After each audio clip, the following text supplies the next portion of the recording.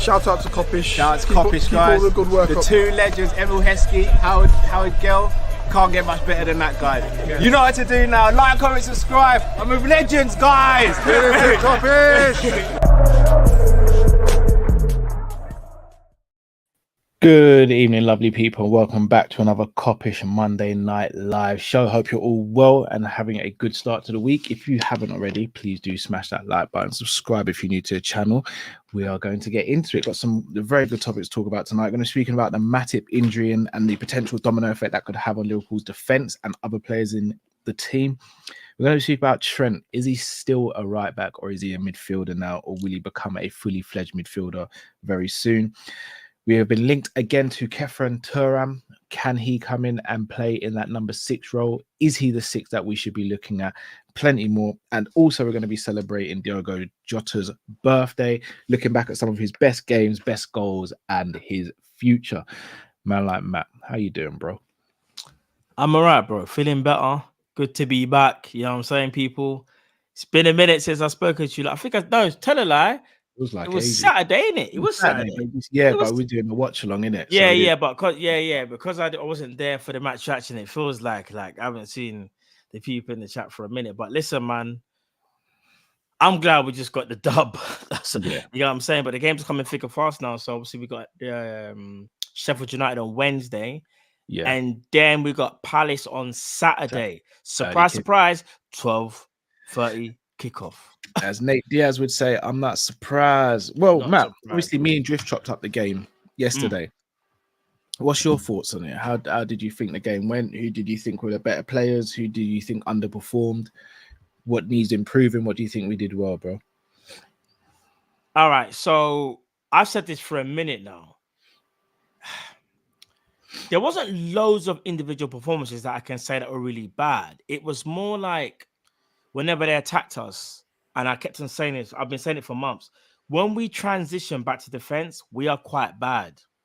So whenever a move breaks down, we're not very good at going back to organization and making sure that it's like 2 banks of 4 and the 2 strikers or however we want to defend. I just feel like we're a bit lackluster. On Saturday showed me that we have the resilience and character to almost beat any team, no matter the circumstances. However, you can't do that every single game. We did ride our luck, if I'm being honest, a little bit. I'll be honest. Like, there was a couple of times when I thought, there was a couple of times when I thought Kelleher Kelleher could have done better. He looked a bit nervy. Kelleher looked nervy. I thought Tsimikas played well. I thought Van Dijk and Matip played decent. I thought Trent was outstanding. McAllister, I thought, played well. Gravenberch started well, but kind of got a little bit tired, but not a bad performance. Szoboszlai, again, started off bright, but then I think we were right to take him off because he didn't finish the game well at all. So I think that was the right move. And I'm glad, very, very glad, that we took him off and we're not afraid to take him off. And in the forward line, Diaz was a little bit like Diaz was creating space, but again, like could have done a bit better with some of his decision making. Nunes was causing them problems. However, his finishing let him down, especially one of the chances where the one fell onto, I think it was on his left foot, and he absolutely scuffed it. And there was another one as well. I thought Salah played well from a creative point of view. So it's not like there were loads of players that were really bad. Like I'm saying, and like I said to you before, Kai, before we went live, what it is with Liverpool is that when we're on it, we're very, very good. However, one thing I've got to point out is if there's one thing that we have to correct as the season goes on, is how we control games. And I think once we learn better to control games, we'll be a much harder proposition to even concede goals, because defensively all season, we haven't been nowhere near where we can be, even though we've had outstanding individual performances like your Virgil van Dijk or your Matip. But as a whole, I just think that like we are in a title race. You can't deny that we are. I think it's a 3-horse race, if I'm being honest. But I just think that there's more that we can work on than the others, which in a weird way is actually maybe a better thing because we're far from the complete article. When you consider what we've had to do this season compared to the others, like the others have made tweaks, but we've had to have a revolution, so to speak. Do you get what I mean? So I'm liking what I'm seeing, but I just think that there's definitely room for improvement. But I guess what it is as well, sometimes we just gotta just go, you know what? We got those 3 points. We did get a bit lucky. But let's just hope that the next game against Sheffield United, we don't play like that. We control the game and we just finish them off. Completely agree. I got a couple of things here I've noted down as you were speaking, just so I didn't forget them. Going into this season, I think most of us just wanted to get back into the top 4, or that was the expectation, right? Now, I'm going to compare us to Arsenal a little bit because last season, the expectation for Arsenal was to fight for top 4. However, they became title challengers. And I think throughout the season, expectations had to change. Do you think the same has to happen with us? Because, again, admittedly, I thought we'd finish third this season, but quite a bit off the top 2 teams. As of right now, we're in a title race. Do I and people who have my mindset need to now think differently and say, well, the expectations have changed now. We're not in a top 4 battle anymore. We're in a top battle now. We're trying to win the league. Do our expectations need to change? And if that's the case, does that need to reflect on the manager? Does that need to reflect on the owners and the players and the fan base? Yeah, it does, because things can change during the season. Like you said, everyone was expecting just to get back into top 4. That was our main thing. We were like, if we don't get top 4, that is a failure in itself. Like, yeah, you can win trophies, but we have to, bread and butter is the league, and we have to make sure that we are there in the league and get back to the top European competition, and that's Champions League. Yes, it has changed. Our expectations have now changed because no one probably would have thought we'd be in the title race that we are in now. And we are in the title race. There's no hiding behind it. Yeah. So what you've got to do, though, is almost give ourselves a pat on the back because we could have easily lost that game on Saturday, you know. I don't know about easily lost. I think a draw. I don't feel like I was ever in a feeling where we were going to lose. I know we were chatting in the WhatsApp group, but even when we went 3-2 down, I still didn't expect to lose. I expected a draw, and I thought a win would be a bonus. Obviously, we got the win. And maybe I'm just being arrogant or silly here, but I genuinely didn't feel as though we were going to lose the game. But I did think we'd drop points when it went to 3-2. I thought we'd draw as opposed to win. There was a part of me at one point, I was thinking it might be one of them days where we just could have this weird loss to Fulham. I'm not joking, because remember, up until Saturday, Fulham hadn't lost against us in the last 4, I think it was. No, we beat them at 1-0 at Anfield last season. So it must have been the previous 4. So in the last, basically, like Marco Silva's only lost against us now, I think only twice in 6. Something like that, yeah. Yeah, very, very good record. Fulham were not messing about. And even though we started off on like a house on fire, they were not backing down for 1 second. Like, look at Rob, I think his name Roberts, the left back. Like, bro, play very, very well. I looked at William. I got a shout out to Zabiri. About 5 or 6 months ago, Zabiri sent me a voice note and he said, if we're going to be serious and get a left back, we should be looking at Anthony Robinson. And I said, I don't know about him, Zabiri. I watched enough of him. Plus, I think there's other players better. I'm not going to sit here and say, based off one game where I've watched him 90 minutes ago, yeah, he's the guy. But honestly, it's weird because people turn around and say, well, Salah could have had like three assists and a goal, but he didn't. But the overall game, I will sit here and say I thought Robinson, like, he won that battle overall personally. I wouldn't say he won, but I would say he played Salah as well as he could have played him, if that makes sense. So, like, he's quick, he's agile, and he's strong. And Salah was on, like, Salah basically had to be at 100% all game. He kept Salah honest. That's one thing I'll say. I wouldn't say he came out better than Salah, but he kept Salah honest like the whole game. It was like a tussle, like 50-50 all game. And I think he won the battle, bro. I'm not too... No, because there were times when Salah did cook him, but there were also times when Robertson used his graft and his know-how and got situated. Because there was one time when Salah literally, like, the ball was played and Salah done a quick dummy, like he went to go forward and back. Robinson kind of slipped in like this is near the halfway line. Salah was through and goal. So like there were times when I was like, nah, do you know what? Like Robinson, he done his thing. If he did win it, fair enough, he might have shaded it. But I felt like, listen, he played very, very well. And it's players like that. Imagine Willian didn't even start the game. That's how well Fulham were playing. I thought Marco Silva was really good on the day as well with his tactics, his they were brave. substitutions. They were very good.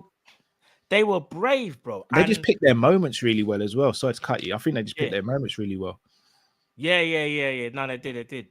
Like, I don't know. Someone says Salah never cooked him. I'll be real. No, I'll be honest. If you go back almost to 90 minutes, I kid you not, there was a few times Salah did get the best out of him, but so did Robertson as well. But again, like, I'm not really too what's the word? Fussed about it. I'm not gonna go back and forth, but yeah, Fulham, like I said, bro, I was at one point, I thought, you know what? This is going to be the flipping game where we either lose or draw. But at one point, I was thinking the way how the game was turning out, bro, to do the whole 1-0, 1-1, 2-1, 2-2, and then to score the third, I was like, are you? And I'm going to be honest. You see Kelleher? Do you think he was that bad? I would have given him a 5 yesterday, but I think a lot of people thought he was absolutely shocking. I thought Kelleher was not that great. I mean, maybe a 5, maybe. I don't think anyone was poor yesterday, but I feel as though most of the fan base, if anyone was going to be given that poor rating, it would have been Kelleher. I think Drift said he was poor yesterday in his opinion as well, and quite a lot of the fan base did as well. He's got to do better, and it's like, you know what it is? We're so used to greatness with Alisson, yeah. This is what I say. Are we judging him based on Ali? Because I think it's almost an impossible battle for him then. But however, like the first goal that we conceded, bro, I don't know where Kelleher what he was even doing. Where was he at? Like it was, I don't know. Like, and then I think to myself, like, I know we are used to Ali, but he just got to do better than that. Like, here's the thing. A lot of people were saying that we're okay because we got Kelleher. And I still think they are right. However, I don't think it's a given that Kelleher being amazing the whole time Ali is going to be out for is also a given. I think we need to just kind of, what's the word? We need to just be mindful of our expectations of Kelleher, you know. Because as good as I think Kelleher is, and I think he is good, we're really going to see now how good he really is. Because you know what it is for me? I think Kelleher is good when he's really, really, really, really busy.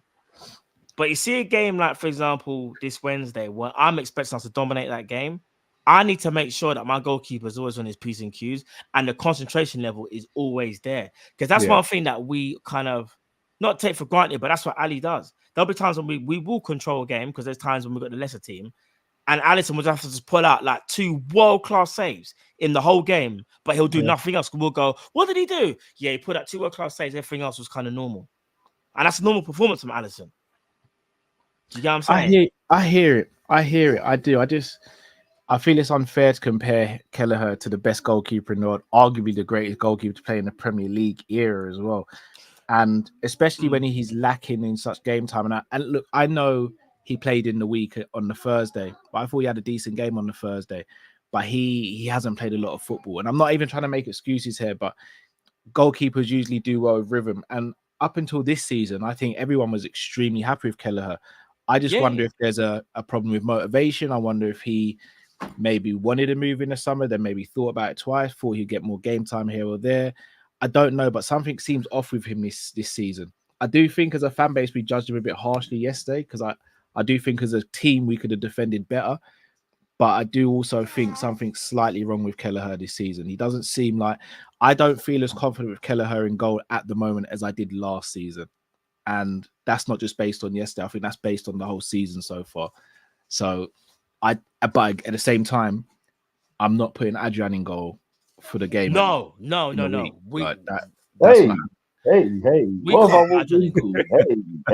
If we put Adrian in goal, we are literally saying we're basically saying we'll just concede 2-3 goals and see how many we can score to try and win the game. There's no chance that's happening. One thing I am saying though is this year, like I said before, we know how good of a goalkeeper he is. But like you said, maybe something's a bit off this year, whether he hasn't been playing as much football. So I don't know. Maybe his mind is just not quite there. He's not at peak conditioning just yet. I believe that will happen. But what we got to do is support him, but just be mindful of expectation. Because I think sometimes every fan base does it. We at one point we will say with chest like he's the best second goalkeeper in the league and things like that. We just got to be mindful, but he's still a very, very good goalkeeper. I think up until the start of this season, Matt, I don't think we were being outlandish with that claim.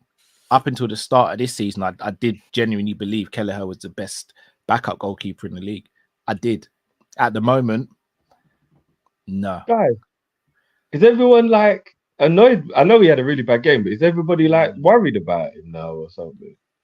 I think from the comments I've seen, I think a lot of people. I'm not worried. I just think we've just got to be. But wasn't it isolated in that game though, people? Like, surely no one's saying anything. No, I don't think. No one's cussing him. We're just saying we're just analysing it and saying, because he asked me about the game. So I was like, if there was one player that I thought played really below his standards, it probably was Kelleher. Because Kelleher is better. Because Kelleher is better than what he showed. He seemed, so mad, yeah.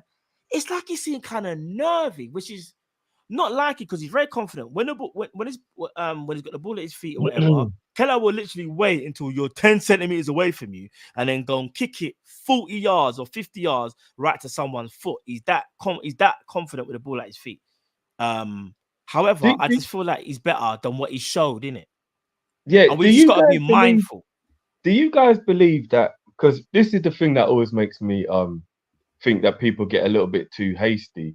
You know, like how I had to like calm down the viewers with Simicast, and like everyone was really like, "Nah, Drift man, he's got a goal, man, he's got a goal." Like, look, and then like he's getting played regularly now, and he's better. Like, I don't think Kelleher is ever going to fulfill his potential at Liverpool because he probably won't get the 38 games a season you need to fulfill your potential. But playing every now and again is why he's rusty, Matt. So you see what you're saying? It's because he don't play, bro. He gets one game every month and it's a League Cup game or a Europa League game or whatever. Like, he doesn't play.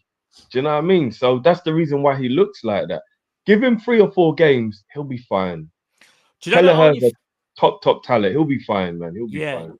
Do you know say that, though, would the team be fine though? Just sorry to cut you, Matt. Would the team be fine? Because let's be real, bro. Like, well, here's the worry. The only thing about Kelleher that bothers me, and this applies to every goalkeeper in the world, no goalkeeper is Alisson.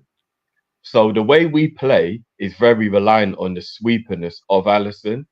And then when you take away Ali, you're like, oh, hold on a minute. Who's going to do the sweeping?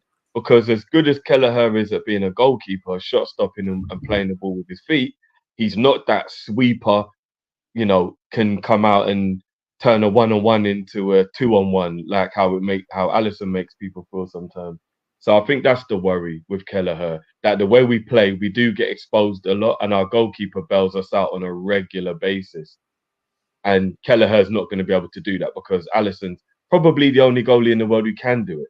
Neuer was the only other one, and obviously he's an old man now. Like, I've never seen any other keepers like it. It's Neuer and Alisson when it comes to making the goal look harder to score in a 1-on-1 and just being that sweeper keeper. So, yeah, we're always going to have a bit of worry with that, aren't we, whenever Ali's not playing? Yeah, I'll be honest. I'm still happy with Kelleher. I understand why fans are concerned after yesterday's game, but I'd like to think that was a game in isolation. But I will still maintain I don't think he's been as good this season as he has in previous. Yeah, no, I agree. One thing I was going to say is, like, do you not think Kelleher now that he's kind of like, he has to play, do you think he should be showing a bit more, it sounds weird, but a bit more character? Brendan Rodgers. Yeah. Like I feel Rodgers, like it's going to sound mad, yeah. I feel like Kelleher doesn't, I could be wrong saying this, yeah, but he doesn't have that kind of, that presence, that stature, like this is your game. Like, it's hard to explain. Like, he's good. He did when we played in the Carabao Cup the year we won it, though, Matt. Do you remember? He had a lot of. He was acting like he was the boss man in that tournament. Yeah, but I feel like what Kyle was saying. This is kind of Kyle's point. but he's not showing it.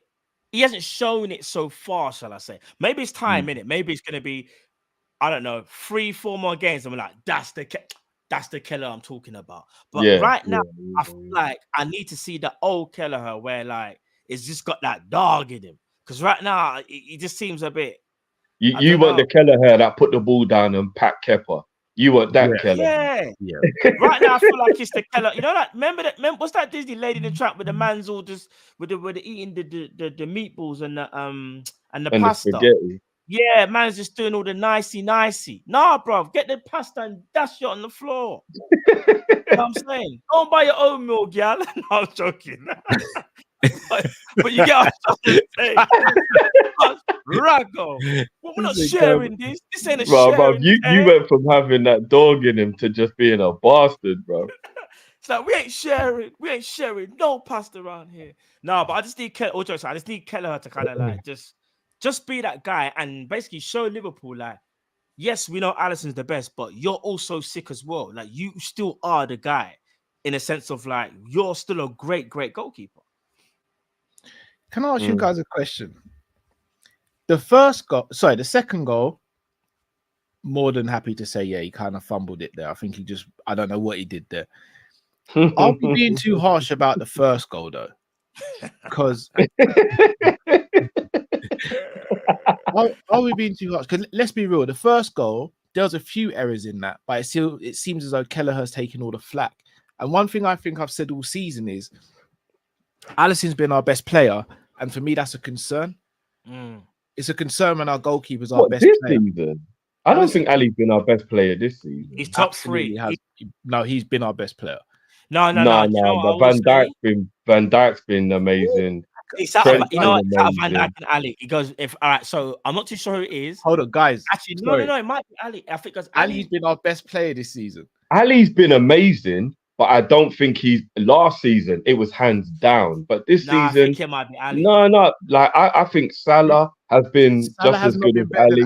Bro, Van Dijk's been better than Ali. Bro, Alisson has, but his goal and saving ratio is crazy. Alisson is nuts, bro. He's crazy, bro. Bro, the Newcastle game alone, bro. Yeah, he's up against Almira. He's him, bro. Like he's actually been the best. I would still put Mo and Virgil above Ali though this season. Not this season. Not Mo. Not Mo. I would say Mo's had the odd bad game, but Mo's been special. But that's what I'm saying. Ali, from what I can remember, if I'm doing ratings, maybe we've given Ali one bad game. Was it the City game? I think we actually. City's the only bad game that he's had. That's the only one that the City one. Yeah, but there are a lot of games where we come out afterwards and we're like, Ali didn't really have much to do today. Not that. Do you get what I mean? So, not that many, Drew. Like, remember, he might not be busy, but the quality of what he does. Someone said it here.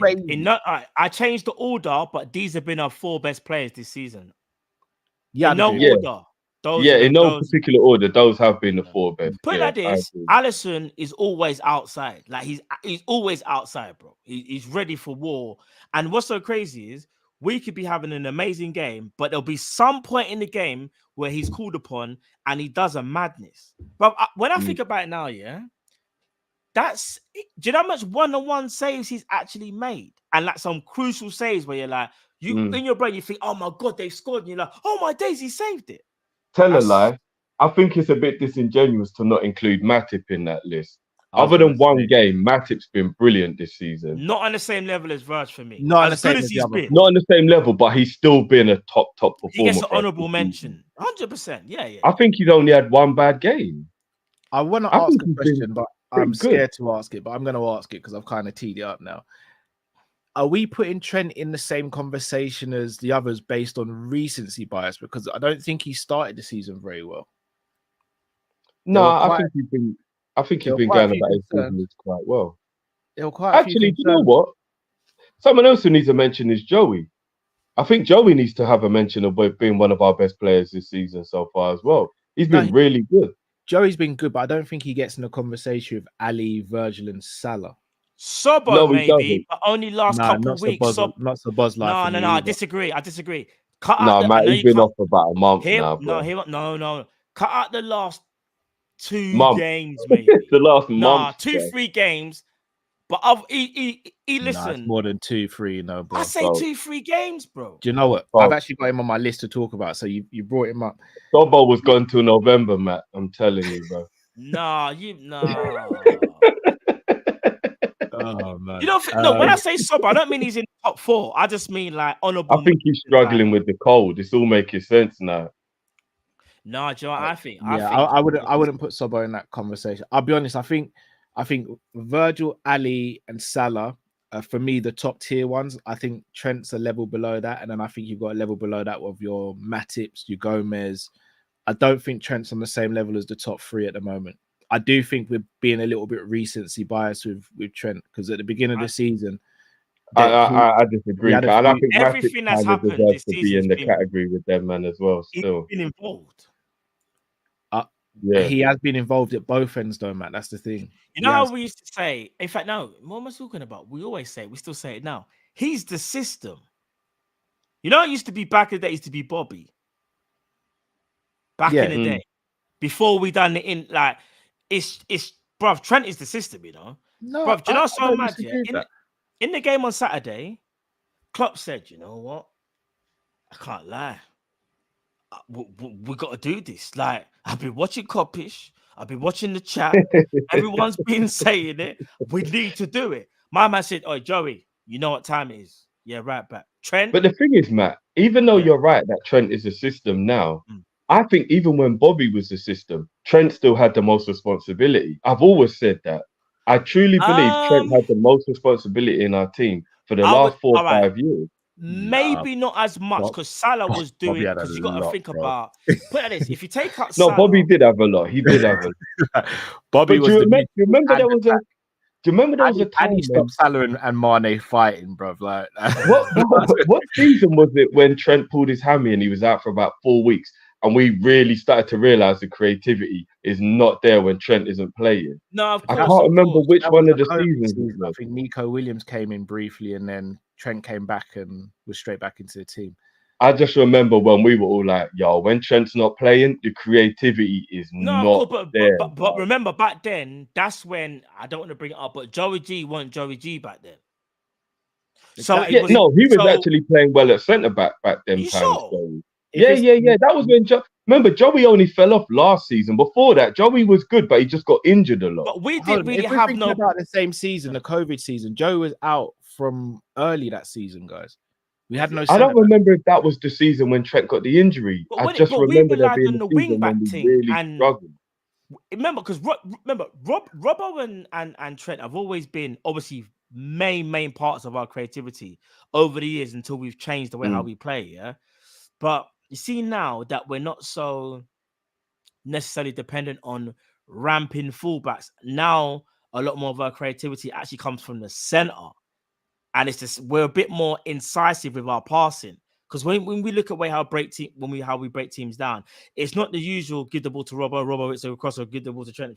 It's not like that anymore. Like, but who's in the middle now, Matt? Yeah, I know. No, listen, the responsibility is there, but I'm just saying I think this is the most responsibility that he's ever had. The fact that Klopp kind of had to not go against his principles, but kind of had to just put man in midfield. He was like, system comes first. Look, I'll big up to Flex and them man there. I was watching today, and Flex actually said, "Look, I've changed my mind, people. Trent is the truth, and I believe." No, that why they keep changing their minds though? No. But look, bro, when a Man United fan is starting to recognize, we just have to sit back and Flex, just. But why change your mind? Why did Flex not think he was the truth in the first place? Yeah, that's what I'm saying. Because he admitted he used to let people brainwash him with the defensive part, and he used to be like, the defending. But he said, like, he's realized now, why do we keep talking about the defending when this guy is generational and he does so much more go in the other direction, that we're being like petty to talk about his defending? And I'm glad that people have cottoned on, because that's the thing I was talking about the other day. I just like that others are starting to realize just how good Trent is. because people used to act like we were wild and we used to say Trent was the best right back or Trent is an amazing player. They always used to just do that. Oh, what about defending? What about defending? It's like, well, look, you've got people like Wan-Bissaka, who's a brilliant defender, but nobody cares. Nobody cares. Maybe Callum, and he's slightly. Oh. Man said he'd take Wan-Bissaka at Liverpool. Remember them dark days there? No, Matt, so would I days. now. Cal dragged me in. I would as well. What now? Yeah. The party. No, we could do more than Now, that. if we're gonna do the Trent in midfield and just go with a solid right back who only defends, I would take Wan-Bissaka still. I would take Kieran Trippier or something. You're mad. Look at his face, bro. Look at You're his crazy, bro. Look at his face. Because he loves tech, bro. And Wan-Bissaka ain't that guy. Look at his face, bro. No, I also need watch this. Watch me trigger him. One thing, Imagine Wan-Bissaka getting the ball in the half space and turning the man. Frimpong for Leverkusen. You know, I'd rather take Frimpong for Leverkusen. Watch this, Drift. Watch this. Watch me trigger him. What Newcastle's? Imagine Wan-Bissaka on the wing and crossing it. Trippier. What? Imagine Wan-Bissaka on the wing and crossing it, beating the man. Wan-Bissaka can't cross, bro. I told you I'd trigger him. Look how easy it is, bro. I told you I'd trigger him. You man are crazy, bro. It's like giving meat to a lion, bro. Look at him. You man are crazy, bro. Never listen. I get what you're saying in terms of like all jokes aside. So Matt, without us going onto a tangent here, because by the way, Jeff, thank you so much for hearing me out with the Wan-Bissaka thing. But hear me out here, Matt. Left back is Robbo because Klopp's never going to sell Robbo. Centre backs, here I'll do one for you. Virgil and Konate. Konate's in form, no injuries. Hey, there we go. And then Wan-Bissaka right back. Now, hear me out, Matt. We're not doing low block, fam. No, we're not saying you got to do low block. Just hear me. Let me cook, man. Right now, you ain't cooking, let me start the right microwave yet. All I can hear is the gas. And the oven. They're like, turn off the oven, bro. It won't ignite. Innit? Or hear the. That's what you're hearing. Smart. All right, so there go. That's the defense. Obviously, Ali in goal. Yeah. Then in midfield, you go over DM, that Klopp trust that we love as a fan base, and Trent as the creator. So you replicate the Mascherano and Alonso situation. Yeah. So Bosley or Gravenberch or Elliott in a 10, but we'll go to Bosley because at his optimum, he's the best out of those three. Yeah. And then you go Salah, either Jota or Nunez, and then Diaz left wing. Now, in terms of defending, we don't necessarily have the high line, but we could play with that back four because a lot of them, well, all of them have got enough pace in recovery. Someone said it best. So it's cut you can't. This got me. This is what would happen. I'd be off. If that happens,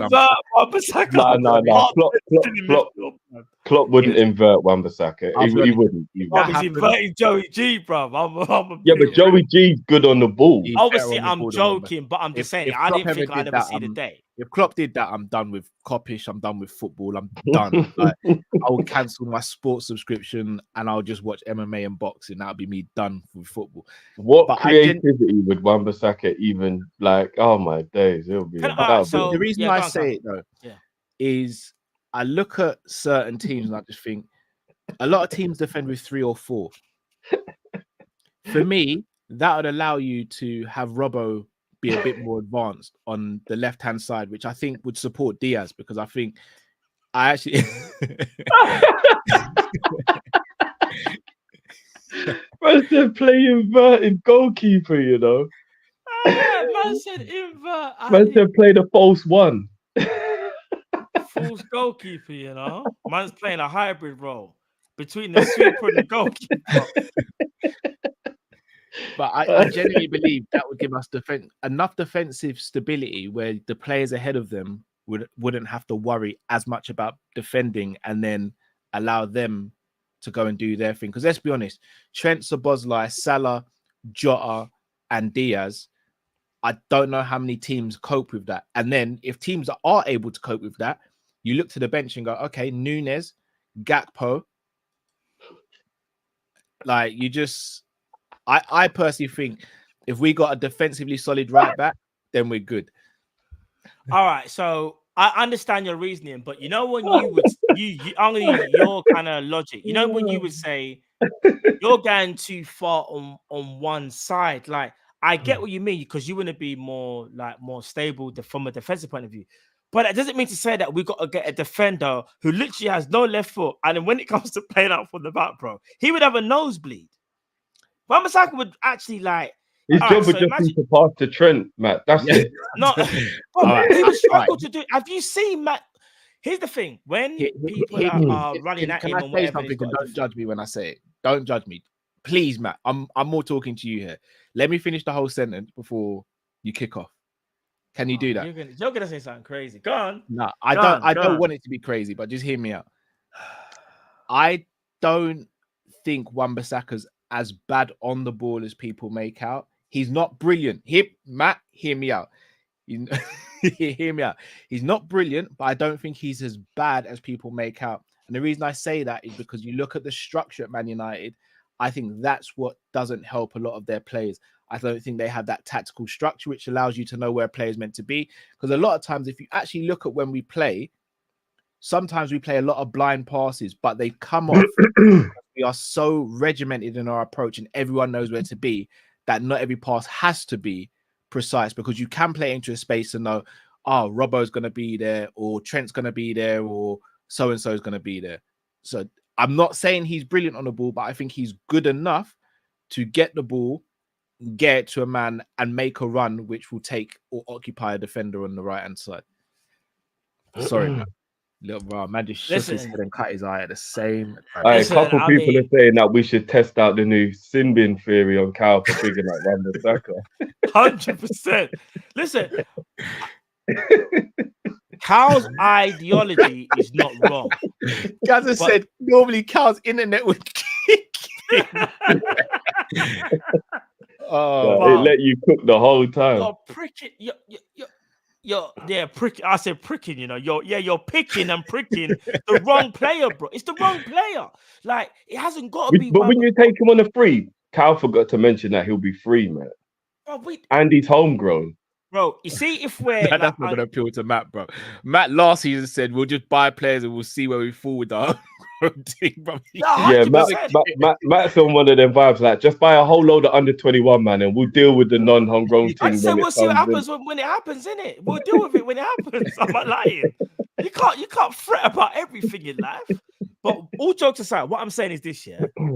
I'm not Cal. What your just ideology is in terms of getting a more defensive right back. I understand it, but in terms of the player that you're picking, it's so far the other way in terms of like, bro, this guy. I mean, when you've got to like go on, and I'm not disrespecting him. I'm just talking about what's actually happened. By the way, this ain't a disrespect for him, by the way. Before anyone says anything, but the man got ousted out of the team on Man United. When you look at how bad some of their players were at that time, yeah. Then he goes on Instagram and he's trying to show people how much he's improving by showing the individual training and all them team there. Bro, that's crazy. Like,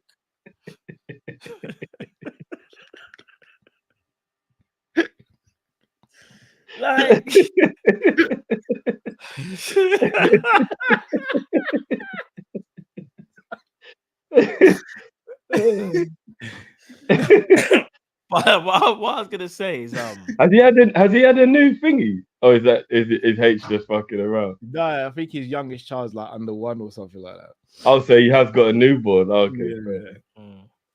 Yeah. Connor Bradley and you're saying Connor Bradley, Carl.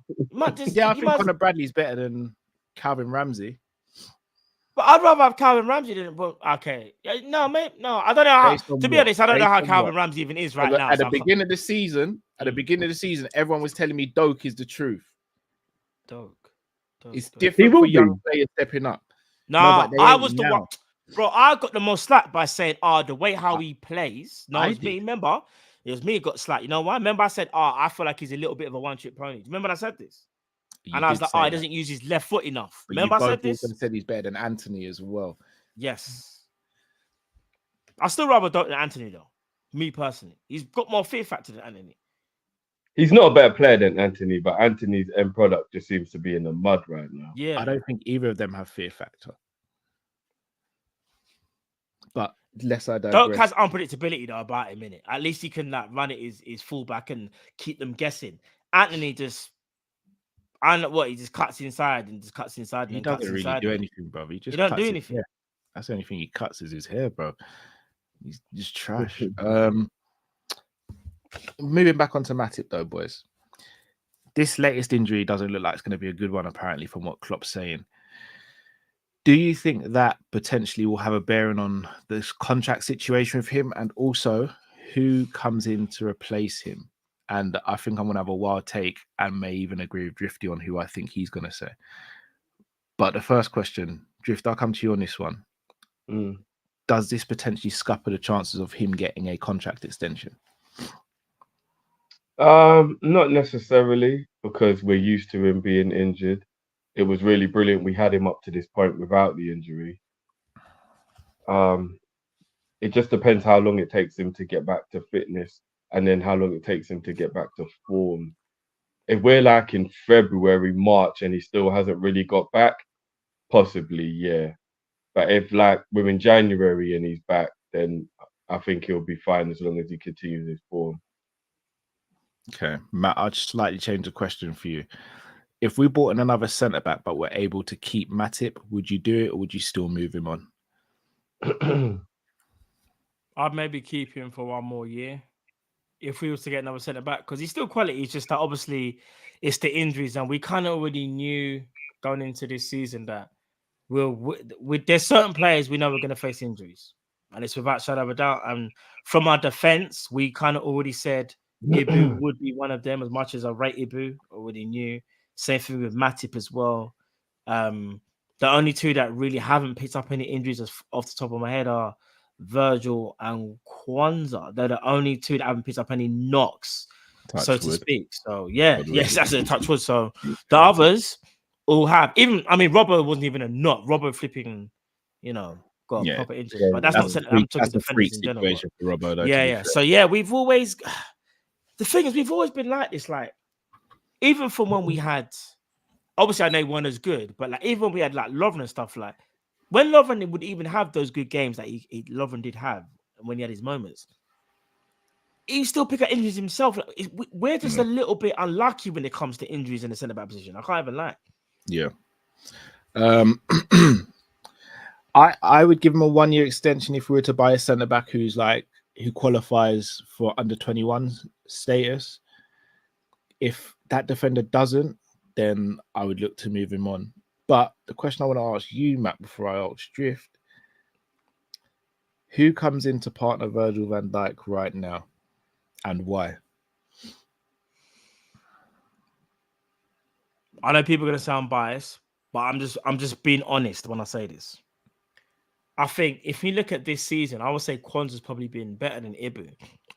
He's had moments where you haven't worried about him as much, whereas I'll probably say Ibu has. However, I think with Ibu, I do still think he's better than Kwanzaa. It's just that I think Kwanzaa's played a little bit better than him this season. And I think Kwanzaa's, in a weird way, Kwanzaa's playing with house money. Ibu's kind of knows that, playing for France, and he's got his compatriot playing in North London who people put him up against, like myself, like maybe a bit more pressure on him as well. And also going off last season, I think last season Ibu was, in my opinion, our best centre-back as well. But I also feel like because Ibu plays on that right-hand side, he gets ran into the ground a bit more so. I feel like whenever we invert, it's always got to be the mad athletic Ibu that has to cover all this ground. And I think, Cal, you brought up yourself when you said, like, there was a time when Ibu was like, yeah, I don't want to keep doing more running. Oh, he says something like, I get more tired after games or whatever. And well, you only have to look at where Matip was yesterday when he picked up the injury. And this is what I'm saying. I don't think it's a coincidence that you're seeing the I was just about to say, a lot of those injuries are from the right-sided centre-back spot. And it's no coincidence that Matip and Ibu play there. Kwanzaa normally plays on the left, more so than the right. Here's what I'm going to say now. I do think Ibu should play if he's fit. I still think he's better than Kwanzaa. And I also think as well, like, maybe even rotate him with Kwanzaa. Remember, we've already played one game in December. So we've got another 7 games, if I'm not mistaken, in December, yeah? We need rotation, Cal. Because you see, when the Christmas fixture list now, festive periods, the games are like every 3 to 4 days, bro. We cannot rely on one person. It has to. So I'm not cheating here, but it has to be both of them. We can't rely on one, because I'm even worried now. I'm even worried that even if one of them was to get injured, we're down to 2. Do you get what I'm saying? Don't put So that in like, the atmosphere, bro. so we have to, So we have to use both. Have to. Drift, same question goes to you. It's gonna be fun. Who starts next to Virgil van Dijk for you? Let me pour a drink for this. Matt's given a good account as to why it should be Ibu, and for me, he didn't say anything wrong. Yeah. And by the way, I love Ibu. Everybody knows that. Yeah. And was I biased, by the way, in what I said? What did I say? No, did you hear my reasoning as well? Yeah. I can't sit here and disagree with anything you're saying. If we're going off of earn the right to play on top of form, etc. I know people used to think I was joking and people would like laugh a bit or whatever, but I think people have cottoned on to the fact now, like it's real. It's Kwanzaa. The kid has been Gomez, actually. It might actually be Gomez based on everything. Yeah, that is very true. We need Gomez a right back, though. We need him for some reason, I'm thinking that Klopp's going to want to save Gomez for right back. So I'm thinking that he would play Gomez as centre back if a horrible scenario like what Matt almost alluded to a degree was to happen, and then you'd be like, okay, boom. But I think he's going with Matip, Ibu, Kwanzaa, and Virgil for now as the 4 centre backs. And out of Ibu and Kwanzaa is the one who's in form, and he's the one who's earned the right to play based on this season. If this was last season, it'll be Ibu easy. Ibu was our best defender last year, but this year I think Kwanzaa has played better than Ibu, and I think Kwanzaa does deserve to play. The only thing that would make me a little bit worried if Kwanzaa played is Kwanzaa does play left-sided centre-back when he plays because he's normally replacing Virgil. And that could be a bit of an issue. I don't know how well Kwanzaa plays at right centre-back. That's the only thing that could be an issue that favours Ibu. More because responsibility. maybe Kwanzaa doesn't quite like playing right side and it might be a bit of an issue. But that aside, I think he should be in. But if he does prefer left side, then go with Ibu because it makes more natural sense to play Ibu if Kwanzaa does prefer to play left. So it just depends. I hear that as well still. See, I thought I had my answer. And you guys are both part of very compelling arguments. So I can't really I'm gonna sit here and be truthful with you guys. I'm sitting on the fence. I can't actually choose. You both part of very valid arguments. And Drift, if I'm going to be honest, you kind of out-argued my thinking with Kwanzaa because I didn't think or take into consideration him playing right centre-back instead of left centre-back as well. I'm not sure. I'm going to leave this up to you guys in the comments. I'm not actually sure who I'd go with now. But I think it's balance, a nice headache to have, right? I said for balance, that what Drift said. We both said the same thing. Because I said on that right-hand side, it's kind of mad. One thing I don't like and needs to stop, or we need to find a way. Sorry to cut you back. Could Virgil go right centre back if Kwanzaa plays? No. Well, not no. He can. But why disturb the best defender in the league this season? Yeah, he's got a preference. He likes the outside of the boot pass. He like. I don't think he can still do the other side, but I don't know, man. He just prefers that side for whatever reason. I don't know, but. For balance, I would say Ibu. And we've got to think about balance here more so than individual as well. Because, like you said, Drift, on that right-hand side, you do a lot more running than you do the left-hand side of centre-back. Because Trent, as things stand, is inverting. So you're going to be pulled out to the wing a lot and you're going to be out of your comfort zone. And that's one thing I feel that we don't give Ibu enough credit for. We always talk about we don't want to see Van Dijk get pulled out to the wing and he starts doing his aura thing. Van Dijk has been very, very smart how he's played this season. He's just told my man, you go and do it with that. I'm staying here. Anything in my vicinity, I'm dealing with that. You understand? So, like, I do think it's different still. I just clocked on to what Chris was saying. I may have the super chat. Let's start with this one. H. Side one Basaka and Kwanzaa over Ibu. If you man are trying to give Matt a sabbatical, just say it with chest. What's next? Taki over Killian. No, Bob, he said, "Whap Basaka, car." Yeah, he did. He said whap.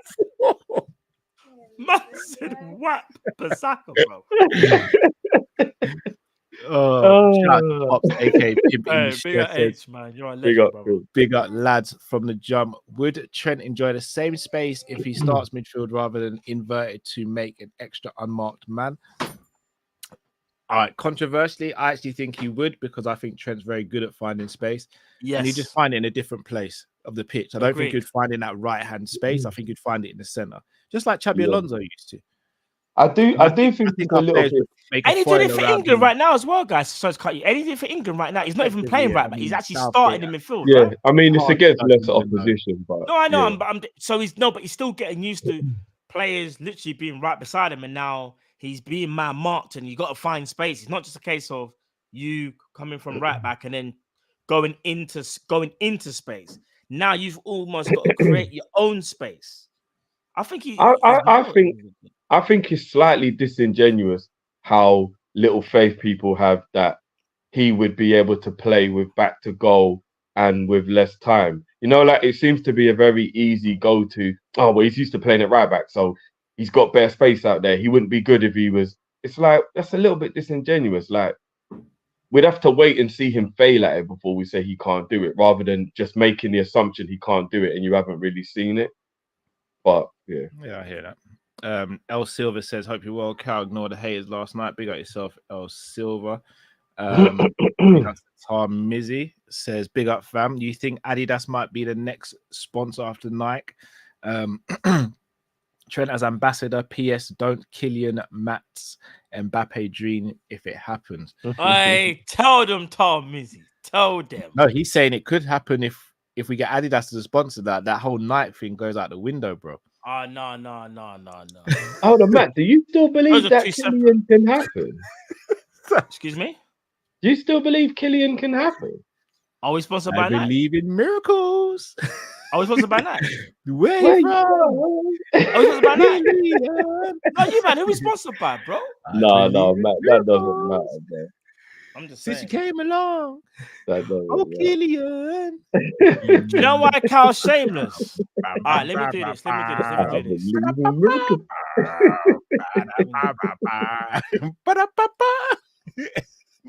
That Hold on a was minute. We've agreed a fee for Caicedo. Oh, Oi. wow. FSG for life. baby. Oh, Yeah, I said it. I said it Nah, with that was my chest. AI. That was my Sorry, AI, bro. sorry, that was a little clip of Cal. That was my AI. You man know that was my AI as well. You know my system got attacked. How many times does my thing jump out? So you know. Funny how your computer didn't cut out when you said it then, though, innit? I didn't say it. You Raw. Matt Scanner savage Just saying. tonight. I'm just saying, What fam. going that was on? AI. That was AI, bro. That weren't me. I'm just Matt, saying. is it the new skincare regime? Because man's looking real smooth, bro. I'm just saying, fam. I'm just saying. It was Just AI, saying. bro. It was AI. Just saying, bro. You know what I'm saying? Teke says Marcelo and Dani Alves were never great defenders, but were never criticized like Trent. Let's accept and enjoy his role. No need to rush him in midfield yet. I've got listen. Agreed. Especially Marcelo. Marcelo was such a good footballer, but he was very, very just like susceptible to being beaten and whatever down the left side. So Yeah, pause. yeah, pause. Yeah. Well, it depends who's attacking him, but yeah. No, it's still a big pause though. We have to. Shimron says, when you're good, players hate will search for their agenda. Trent is amazing. Hence why it's a constant topic. Hate is hate regardless. So I agree with that.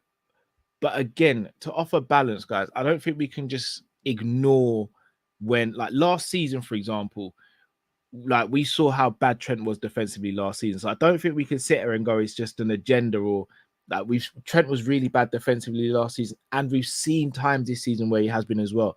So yes, I think it's overblown and pushed out of proportion. But I don't think we can sit here and go, it's just an agenda, when we have watched and done watch-alongs and gone, Trent, that can't happen to him, or we're asking for Joey G to come in, or we're saying, like Trent needs to be moved into midfield because he hasn't been defensively good, or we're coming up to playing Brighton and going, do we want to play Trent against Matoma because he got cooked a lot last season? So I don't think we can sit here and be like it's just strictly an agenda, but I do think it's blown out proportion a lot of the time. I don't know if you guys agree or disagree with that. It is blown out of proportion. If somebody said to me, rate Trent's defending, I'd give him a 5 or a 6. So he's just average to above average at it. He's not a 3 or a 4 like people say, like he's rubbish at it and he's crap at it. That's not true. That's not true at all. But he's a 10 going forward. Oh yeah. So I think you just take the rough with the smooth. Like if you think about times like when Matoma's playing, for example, playing Brighton, what people do a lot is they'll go, Matoma's going to cook Trent. And fair enough, there might be times when he will. But we always forget that as a winger, he's got a responsibility to also worry about the fullback and where he is in terms of helping defend. And if we got Trent on the ball doing a lot of attacking, there's not much time for Matoma to be on the ball doing his attacking. So it can work in different ways. Do you know what I mean? Yeah, that comes down to tactics of the other team, I'd say, though, because sometimes wingers cheat, innit? They will just say, well, Messi did it, Ronaldo did it, like Bale did it. Wingers will cheat and go, I'm not going to go with the fullback. The DM and the centre midfielder can But then that. what happens when Trent helps to score a goal? It's kind of a little bit on the fact that they've got one man not helping, isn't it? Sometimes, yeah, but then again, you can look on the flip side and go, well, when Trent vacates that space and the wingers kind of free, and then Ibu and Matip are being dragged all over the place, and then so it goes both ways, in my opinion. So, but we've got the ball more than we don't, which means I think it's less of a problem than people make it out to be. It's a bit of both, personally. Jamrock, so I wanted to bring up this point. Bring up Jamrock. I know it's a busy time of the year because you're obviously moving finances around for FSG because Liverpool need a couple players in January. So obviously with your finances and with Drifty's inside knowledge on who we're going to sign, I'm looking forward to a big January Jamrock.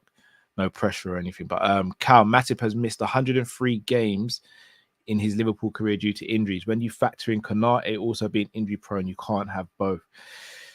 He's got a point. I hate to say he's got a point. All right. Let's add a little bit of context. So even though Jamrock is making a good point, of those 103 he's missed, how many games was he supposed to have played overall in his Liverpool career? Because if, for example, it's like 420 or something like that, but he's only played 320 because he's missed 100, I still think 320 games is enough to be like he's had a good run, if you get what I mean. Like if he's missed 100 of 200, you go, oh, that's half his games. Oh shit. I don't know. But do you get what I mean? But if he's been at the club for like, huh? You said it. You're breaking up here. Oh, I was gonna say, No, I thought that was me for a Drift. minute. Yeah. Drift looks like he's about to say the hardest swear word right now. Yeah. he's about to go. I'm back. Yeah, you're back. I'm back. The way you froze, you look like you're about to cuss mad a real for a bad minute, word, boy. But do you not get what I mean? It depends how many games he has played, or he was supposed to have played. He joined at the beginning of 16-17, so in 7 years, he's missed 100 games. So what's 7 into 100? 7, 10 goes 1, carry the through over. He's missed at least 15, 16 games a season. Considering Liverpool play 40 plus games a season, not every season. That bad? Yeah. How many games has he missed? 103. Yeah. He's missed 100. Played. I've only got played here. He's played 201. He's missed a third. Okay, so he's missed a third of his game. See, that's what I mean. I just needed the context to understand how. Okay, so a third of games is quite bad. A third of your games is quite bad. Matip, all right. So Matip, yeah. I'll do all competitions, or do you want to do Prem? In fact, we'll do all competitions. Yeah, all comps. 32 appearances, then 35, then 31, then 13, then 12. Then 43, his best, which was the 21-22 season when we were going for the quad, 43. Then 21, and obviously this season 14. I mean, I'll be real. Right. Out of the only time Matip has hit over 20 appearances is. No, you said quite a few, Matt. You said about 3 or 4. 5. 5 out of 7 seasons hitting over 30 games. That's not that bad. In 8 seasons. Five times he's played more than 30 games in 8 seasons. No, 20, not 30, 20. Oh, did you say 20? Oh, okay. Yeah. good If it's enough. 30, bro. Okay, if it's 30, it's 4. So it's No, 50%. but guys, what we have to do as well, we have to add the context of knowing during this time, there's also been Lovren, there's been Joey. Remember, there's been games he would have missed, and it wasn't because he was injured. He would have just been on the bench or whatever. So we can't always just go, he's missed the game because he was injured. We have to add a little bit of context. I genuinely believe, outside of Virgil van Dijk, Matip is Klopp's favorite defender. I think he would have played at least 70% of those games he missed. No, remember there was rates a him part when high. Joey was playing so well that Matip couldn't get back in. Matip was And injured. when Lovren was here, Lovren was Though, somebody that Joey Klopp also stepped in, loved. though, right? If I'm not mistaken. Matip got injured, then Joey came in. Yeah. Then I think Joey got injured. Then Matip came came back. in. Then Lovren got injured. No, didn't Joey start the season, lads? You took about 18, 19. When we won the league, Joey started the season, and then when Joey got injured, that's when Matip So that's came 1920. I think Joey start. Yeah, you know what? All right, so I'm sure it was Joey that started that season. The season before was a bit of a yo-yo. It went Matip started, Gomez stepped up, and then Matip came back in. Then I think Joey started 1920. I think, and then Matip, I want to say finished 1920. 1920, I think. Maybe towards the end. I think Joey started the season, then got injured, and I think Matip came in, got injured, then Lovren came in, then he got injured, and then I think Matip came back in after that. All right. So Matip, because Matip only played 13 or was that 18, games. 19? That might have been 18, 19, actually. No, 18, 19 is when he had a blinder because he started the season sick. Joey stepped up for a bit, and then Matip came back again. Because remember, Matip came back from like January, February. Because remember, Matip played in the Champions League final. Yeah, and he played 31 games that year.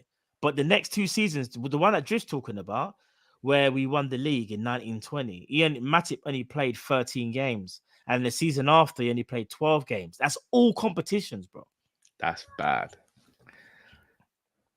But I tell you what I will say about Matip, as much as those injuries don't give good reading. Matip, when he's played, has always been pretty impeccable. And I've even had the argument with people that Matip is the better defender a lot of the time when he's playing with Virgil. And I'm not saying he's a better defender than Virgil, but when you're doing the player ratings after the game, there's a lot of times that Matip's rating is actually higher than Virgil's. So at least when he plays, he's I good. disagree. He's good. He's very, very good, but I disagree. I wouldn't say a lot, though, you know. Maybe not so much recently, but you see 18, 19, and 1920. Guys, I do think Matip was. Virgil was Ballon d'Or. Not those 2 seasons, Drift. Not those 2. Ballon d'Or, Virgil.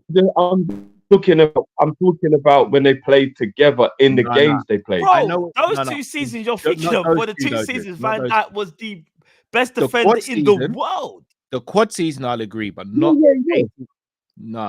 No, the quad season went 18, 19, 19, 20. Quad season was 21, 22.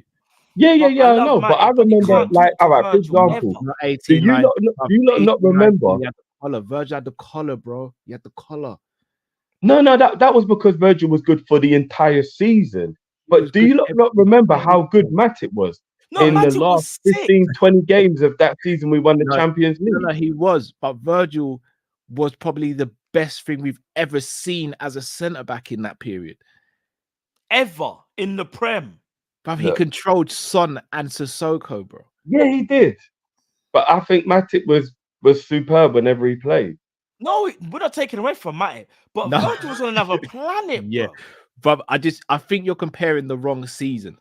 The quad chase season. When we won the Champions League, he was impeccable for the last. We're talking about Ballon d'Or Virgil that should have won Ballon d'Or, fam. The one that lost to Messi by like 16 Virgil points. Did it all year. No, Virgil did it all year. Virgil did it for like 60 games. Yeah, exactly. Every single game, bruv. No one dribbled him, bruv. No, but what I'm saying is the games they played together, Matip would usually be the one you'd be like, Matip was probably better than Virgil today. In the games that they played together, it was probably about 18 games maybe, but you'd be like, Yeah, I think could probably Matip is say the maybe better 4 one or today. 5 where you go, yeah, Matip was not double figures though. Matip Look, was even Zaviri's excellent. backing me up on this one. Like he was brilliant in the end of that But season, can you we know. put that into context? Yeah, Man said 10 games, yeah? And how many games? Like, bro, we're talking like they 40, played a 50 No, lot. games. but obviously, like I said, Virgil was Yeah, the yeah. best overall. But remember, Virg played like 15 games with Lovren, 15 games with Right, I Gomez, hear you, I hear you, I 15 hear you. games with Matip. Do you get what I Right. mean? Like, But so Virgil was just good for the you whole think, season. but all I But know is 18, 19, and 19, 20, no one Yeah. could talk to Virgil. Like, Virgil, every game, like, but he was a cheat code. He was a cheat code. 1920, he showed a little weakness, Virgil. 18-19, but I didn't think anything would touch what he was doing. After we won the league, in my opinion, that's when he started showing a little bit of like complacency. anyway, the point I was making is Matip ain't been no passenger. So I know his record isn't great injury wise, but the boy has been superb for us in his Liverpool career. So I don't think that injuries are as much of a problem as they are for a lot of other players. Like, for example, Ox or, you know, players who like, it's not that they didn't have good moments, but the injuries is all you really remember.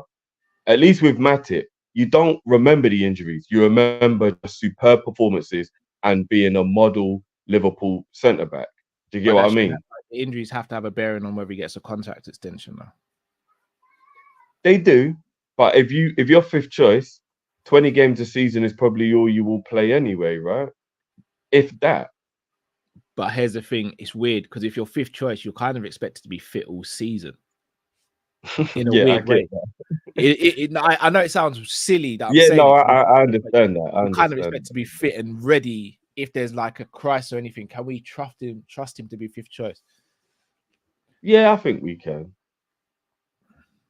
Fair dues. All right, let's move on to Again, it depends which way you look at it. Because No, I hear it. the flip side of it is you go and buy a spectacular centre back like Kincape, and you've got Kwanzaa who's obviously coming through now. You could look at it as a good thing in that way, and you could say keeping Matip's good. Like you can look at it from both angles. I tell you, he'd be a good centre back, but I don't think it would ever happen. Braithwaite from Everton looks pretty good.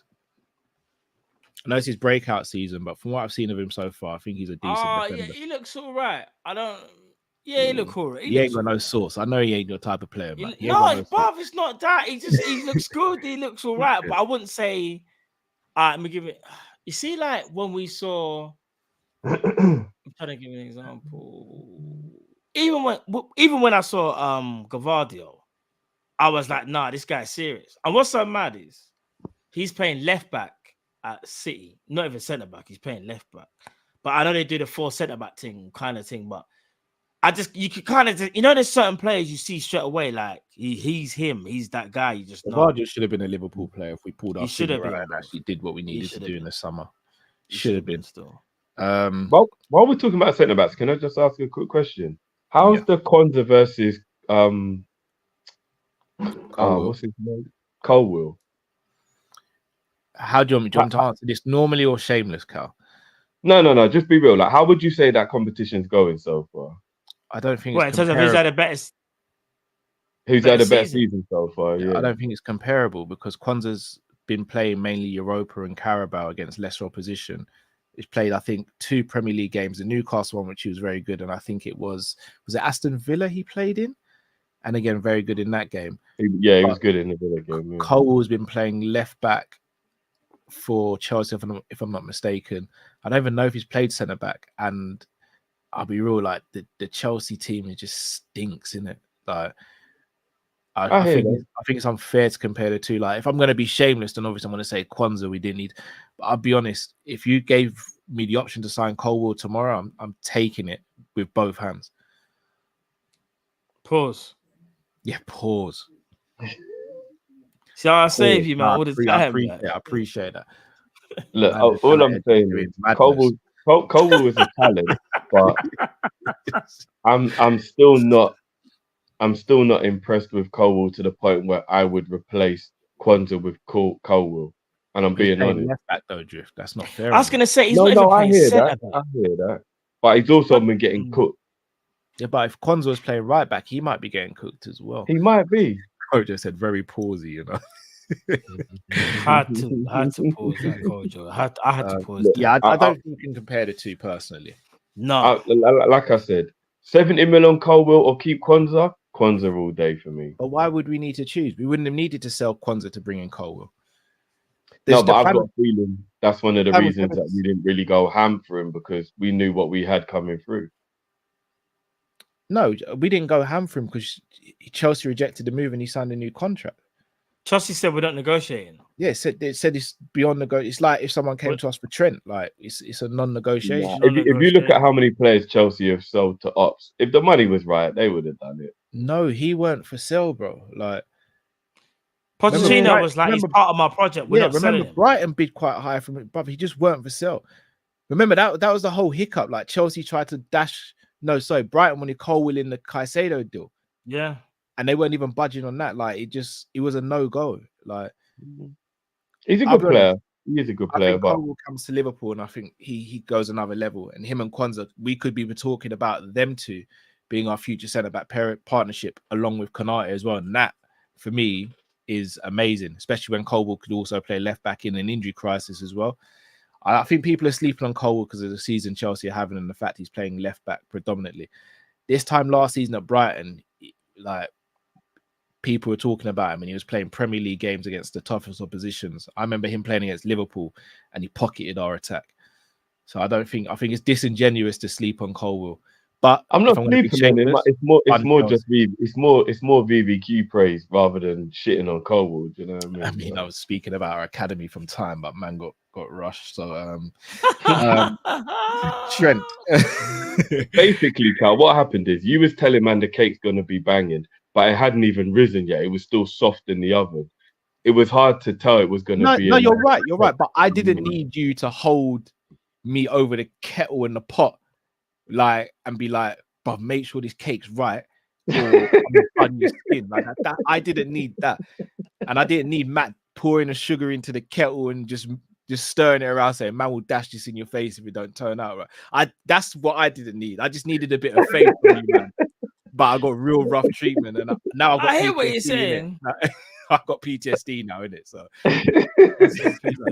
I don't want to mention academy names just in case, like, something mad happens to me again, innit? But speaking of academy prospects, guys, the topic. He gets the winning goal yesterday. A Gerrard moment, many people are saying. Is it just time now? Is it time? Do we need to stop dilly-dallying? And is it time? Is it time? Should Trent just be a midfielder now? And and play right back in an injury crisis, as opposed to he's a right back trying to do up centre midfield at the same time as being right back. And then when things get a bit techie, we throw on Joe Gomez and then move him into centre midfield and he wins the game for us. Is it just time now? I don't think it is, guys. Patient.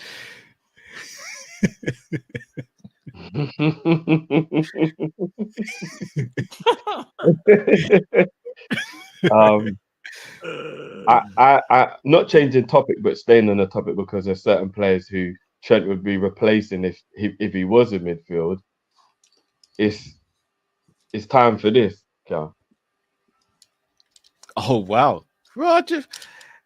It's like I say things at first, you rush me, and then you go, sorry about that, bro. I just didn't see it at the time. You good? We still good though, yeah. While you're still like hitting me, right? So I've got to say yes because I've already been rushed. And I don't want round two. But remember, I've fully been on board with you in terms of always defending Endo. That I believe he's better than what people believe he is, and saying like give him a chance, people. I've definitely been an Endo defender. I still don't think Endo. No, hold on. We're doing Trent disrespect here. We should be talking about Trent, then get to Endo. No. But this is the reason why I think Trent should start right back, because I think it's time to let Endo actually cook for a little while and get a run of games at DM. And if it don't work out, it don't work out. But I think he's kind of proven that he should get a little run at DM now. But Trent's not going to be playing DM. Well, unless we change the whole formation to 4-2-3-1, Trent in midfield would mean either an 8 or he's the DM. Or he could just play right centre midfield in a 4-3-3, or we move to a pivot. Why can't he play right? If we go Yeah. 4-3-3, Cal, then that means that you've got to drop Soboslai then. Read my lips, Hairdrift. What? If it means Liverpool play, I don't care who starts. I don't care for names. I just want to see at the end of the game, Liverpool 3 points better off than they were at the beginning of the game. I couldn't give a flying F who starts and who doesn't, bro. I do not care about names. I don't care, bro. I don't care how much a man cost or didn't cost. Who's the best player for the team? I don't care if it's Szoboszlai being dropped as much. I love him, bro. I don't care if we have to drop Alisson because he's having a stinker. I want Liverpool to win. I don't care about individuals, bro. If Trent is better than Alisson, you're Szoboszlai, moving then mad. I'm not even gonna lie. I just read Matt's mind while you were saying this, yeah, I know. I knowing know it was kind of about Szoboszlai, and basically, basically Matt was like, Come them big in your mama. You suck your mama. Me ready for run down your blood clot and gunshot you in this. But hold on. Remember what I said at the beginning of the season, though? I would remember at the beginning of the season, I said I'd go Trent right centre midfield, and I'd go Szoboszlai left centre. If need be, I'd go right Trent and then left Szoboszlai. how you've actually given Matt a headache. So hold on. Are we sitting there going Szoboszlai's too big to be on the bench, or Never said that. so? I'm saying what did no. I say that was wrong then?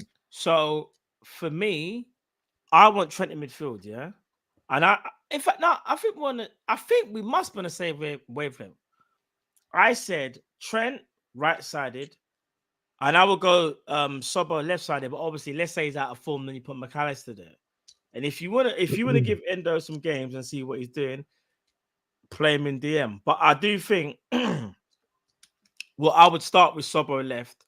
I think the way how we play and the way how we would need. In fact, you know what?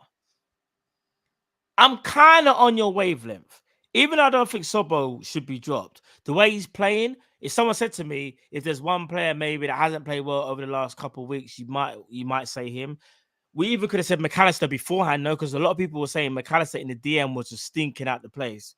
We can't, like, you know what I mean? I know he scored a wonder goal, but Still not performances up until, Saturday. So bottom line is Trent is playing midfield. I'm on the playing midfield team now. Like, someone would obviously have to miss out, but we've got the players. It's called rotation. So even though we got the players though. The one thing I would disagree with you though is the Ali thing.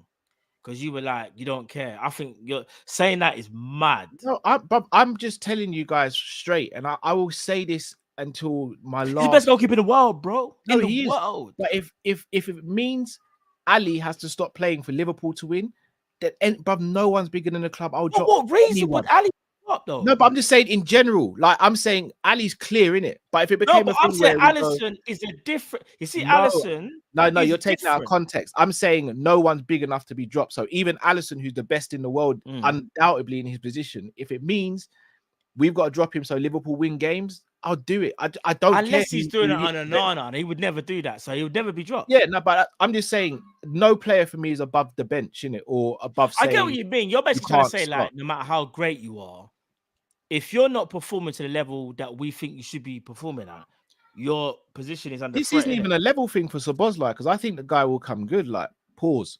But pause. I just think Trent needs to be in midfield now. So if that's the case, then why don't someone's got to maybe take a step out? But like, we've got enough players to rotate. Plus, again, one thing I don't think people are speaking about enough is the amount of football Trent has played from the age of 18 to 25 years old. Let's not burn him into the ground. If you move him into midfield, there's a lot more chance that he can be rotated and actually get rest, and we get longevity out of his career rather than at 28, 29, we're sitting there. I agree. We don't want him to be Michael Owen and remember when Trent was, but his legs have gone now. Like, let's not act like he's not a human being still. Like, Trent has played a lot of minutes for such a young person. He's 25 years old. I think everyone's forgetting he's still young. Like, if he's playing in midfield, he can be rotated, get rest, give him longevity in his career. And who benefits most from that? Liverpool.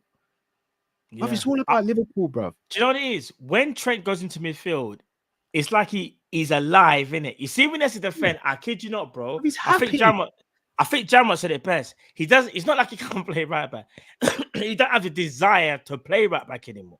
So you see when he's up against someone who can cook like a Doku, he'll do his best to a degree, but he's not doing that extra where it's that grit and determination where even if someone beats you, like you make sure your recovery like is there. Like it's almost like he's just like, you know, all right, I'll do it in it. Like obviously I'll play the right back. But in his brain, he's like, but we see when I get centre mid, it's a different story. You can see it in his body language, bro. When man drives into space, yeah. I saw on Saturday, he got the ball and someone kicked at him. Yeah. He rolled it. He rolled it and carried on. I said, if he's playing at right back, yeah, someone's kicking him, he's going down for the foul. 100% he's going down for the foul. I'm telling you, he the sooner we let him go into midfield, the better it will be for Liverpool. It is that simple. I don't want to do comparisons because I think it's too early. However, I'm going to do a comparison. This could potentially be our new kind of Steven Gerrard type. You know what I'm saying? Could be. Bro. I say leave him at right back. Why though, Drift? What's your reasoning, bro? Is it because you don't like change, or is it the unknown? What is it? Or do you think he's so great there? Or what's your reasoning, brother? I think he's perfected the position to how he likes it, even though we don't necessarily think defensively he's of the level that we would hope he was at. But I still think he's kind of like perfected the role within himself. I think it's an extra weapon. I think you can have Szoboszlai, Gravenberch and McAllister and Trent, rather than if Trent's in midfield, one of those players has got to be dropped. So I like the fact he's that extra weapon. And I think those driving runs and those crossfield passes that he does from the deeper role catch teams out a lot more than we think.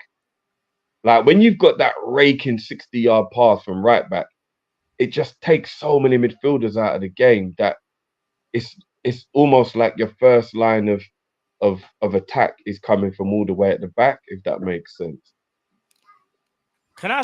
All right. So can I? Sorry, Cal, can I quickly speak on this? No, So go for it, I said to Cal, I think just before you joined, Jeff, he asked me about the game, and I said that I'm going to bring up something that's been on my mind for like the last, probably say like 2 months. Yeah, Liverpool's Achilles heel right now is when our transition from attack to defend. So if a move breaks down and we've inverted Trent, the players don't get back into position quick enough, and they don't have a desire maybe to set up formation to stop the other team from countering us. Yeah. With this whole inverted thing, you have to have the mindset and the players that want to actually do that. I think it only works, obviously, because Trent is so great. However, there's other players that I feel like they're being asked a lot and they're just not willing to do that. Hence why, if you look at the majority of our games this season, and I say majority, whenever we've conceded, it's to do with transitions. It's not to do with personnel necessarily, about lack of quality. You know, we can't sit there and go, oh, the players aren't good enough where they play. It's more to do with the mindset of like, are you going to get back into position to stop the other team from having, like Cal would say, like, how many times are you going to take a shot at Alisson? It's to do with our transitions. And I feel like we can negate that by not having to invert, play Trent in midfield, and you have a conventional right back. I genuinely think this whole inverted thing is good and it works, yes. However, I just feel like you're asking a lot, and there's no coincidence as well. I'll bring another point to the table, and you'll probably agree as well. The right-sided centre-back is always getting injured. It don't matter who we put there. They're picking up injuries because they're asked to do a lot of work. And again, do you want to know why? They're doing too much running, covering too much space. Want to know why again? Because we don't control games from a defensive point of view when things break down. So how do we go about that if you still want to keep inverting Trent? Can I add on to that, Matt, as well? I also look at the game against Fulham, and 2 of their 3 goals, I think, came from the left-hand side as well. Another thing, and again, I know people are going to call me crazy and says I'm clutching here. I don't think you can play Szoboszlai as right centre midfield if you're going to play Trent as an invert. You need a more defensively minded midfielder there, someone who's not not first thought is to go forward. I think you need a genie type player there. I don't Would think that not be because we don't have a destroyer though, Cal? If McAllister was I swapped don't with think like, I don't think you can put it all on the destroyer though, because all that will happen is your destroyer is going to get dragged over to the right hand side. Teams will recognize that and then stop, just go out to the right to drag him over there, and then play it back in the center when we're open again. But are we getting too worried about the opposition, lads? Like, let's keep it a buck. The only two teams in the league right now that should be able to do what they not do what they want even, but like execute their plan, and there's nothing we can do about it, is Arsenal and Man City. Everybody else, really, should they not be more worried about us than we're worried about them? Like, why do we keep on they are, thinking but it doesn't about always we're going to work like get that. batted up down the right side? It should be like, all right, No, but- Fulham, they gave it a good goal, but it should have never got to the point where a team of their level could even talk to us. We was having a bad game, so to speak. Do you know, I'm like, if Liverpool's Liverpool, they got to worry about us. I'm No, sure but their bro, manager's but thinking, we're not perfect. "Wow, what Any do we other do team's about gonna attack Trent this space. game?" No, But when all right. Sorry, Matt, go on. No, I was just gonna say quickly. No, you're right, Drift. Teams have to worry about us, but the problem is we're not perfect. No team is perfect in it, so we're gonna have moments where we lose the ball. Yeah, of And course. any manager's gonna look at it and go, let's just do the obvious. When Liverpool lose the ball, they're lopsided. That channel, so their left, our right is always going to be open. So they're just thinking we're just going to attack that space. It don't matter how great the players are on that side. It's the fact that there's so much space, which means that's mad danger, and we've got to be able to control that. Yeah. Do you want to hear something? I could be wrong here, but this is what I believe. I don't even believe it's Trent, because what you got to remember is when we invert, we go to 3 centre backs. You could just as easily find space on the left side as you can on the right. Everybody makes the assumption, though, it's because Robbo and Tsimikas are better defenders, why nobody goes down that side. Or maybe they even think, because Virgil maybe helps out on that side a bit more. I don't think it's any of those things, boys. Do you know what it is? There's very few right wingers in the world who are good. The majority of the best players in the world are left wingers. I Disagree. So that they means overload though, bro. most teams, their best player is They probably their overload. right winger. So therefore, they're just naturally passing it to the It's player. not about individuals. Like, how many good, apart from Salah and Saka, what good right wingers are even in Forget there? about that. No, it's not even that. It's just overload. When they it's not the attack down, personnel drift. It's not the personnel of who Trent's see playing that- against. It's the opposition of finding space. If Tsimikas or But they're Robbo just passing to their best player, Cal. I No, don't think they it's even overload. necessarily on purpose. they're not It's normally the right winger is their best player. bro, Drift, the right hand side, because- we tuck in narrow because Exactly. remember Trent goes narrow, They yeah. overload We our go to side. 3 at the back, guys. No, but No, but- they overload that side. So But remember, everybody knows against a 3 at the back, as good as if you're 3 in the back is we're compact, still more yeah? narrow. Drift. Remember when you go 3 at the Of back, you course, don't play yeah. wide. You are more narrow, 100%. Yeah, so that's what I'm saying. So when you do the 3 at the back thing and a team sees there's space on whether it's the left or right, but remember it's because we invert on that side, they're just gonna overload, bro. You see, do you know what's so crazy? The more I think about it now, I see obviously Fulham, yeah. I'm trying to think of the left wing was, but that Robinson and that left winger kept on overloading on that side all the time whenever a move broke down. Why? It was a Wobie and Robertson. Yeah, Robinson. it was a Wobie. It was a Wobie. I've got to give Wobie props actually.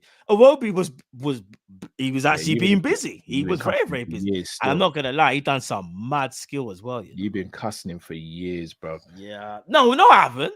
Yes, not for you years. have, bro. Only about No, but what you got I'm to not cussing remember him, just is, saying he looks busier than what he's I'm not saying you lot are wrong at all. But what I'm saying is, it can't be just a coincidence that people, like, when you think about it, like you play in Newcastle, for example, left-sided winger is their best winger.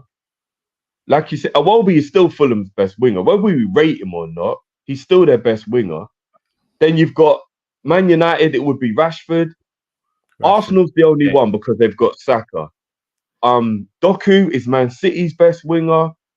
Doku plays on both sides. Drift, can I show you something? I'm going to bring up the tactics board that we use for when we do team predictions because I don't think you're clocking what me and Matt are saying. I do. It's not a personnel issue. So can you see this?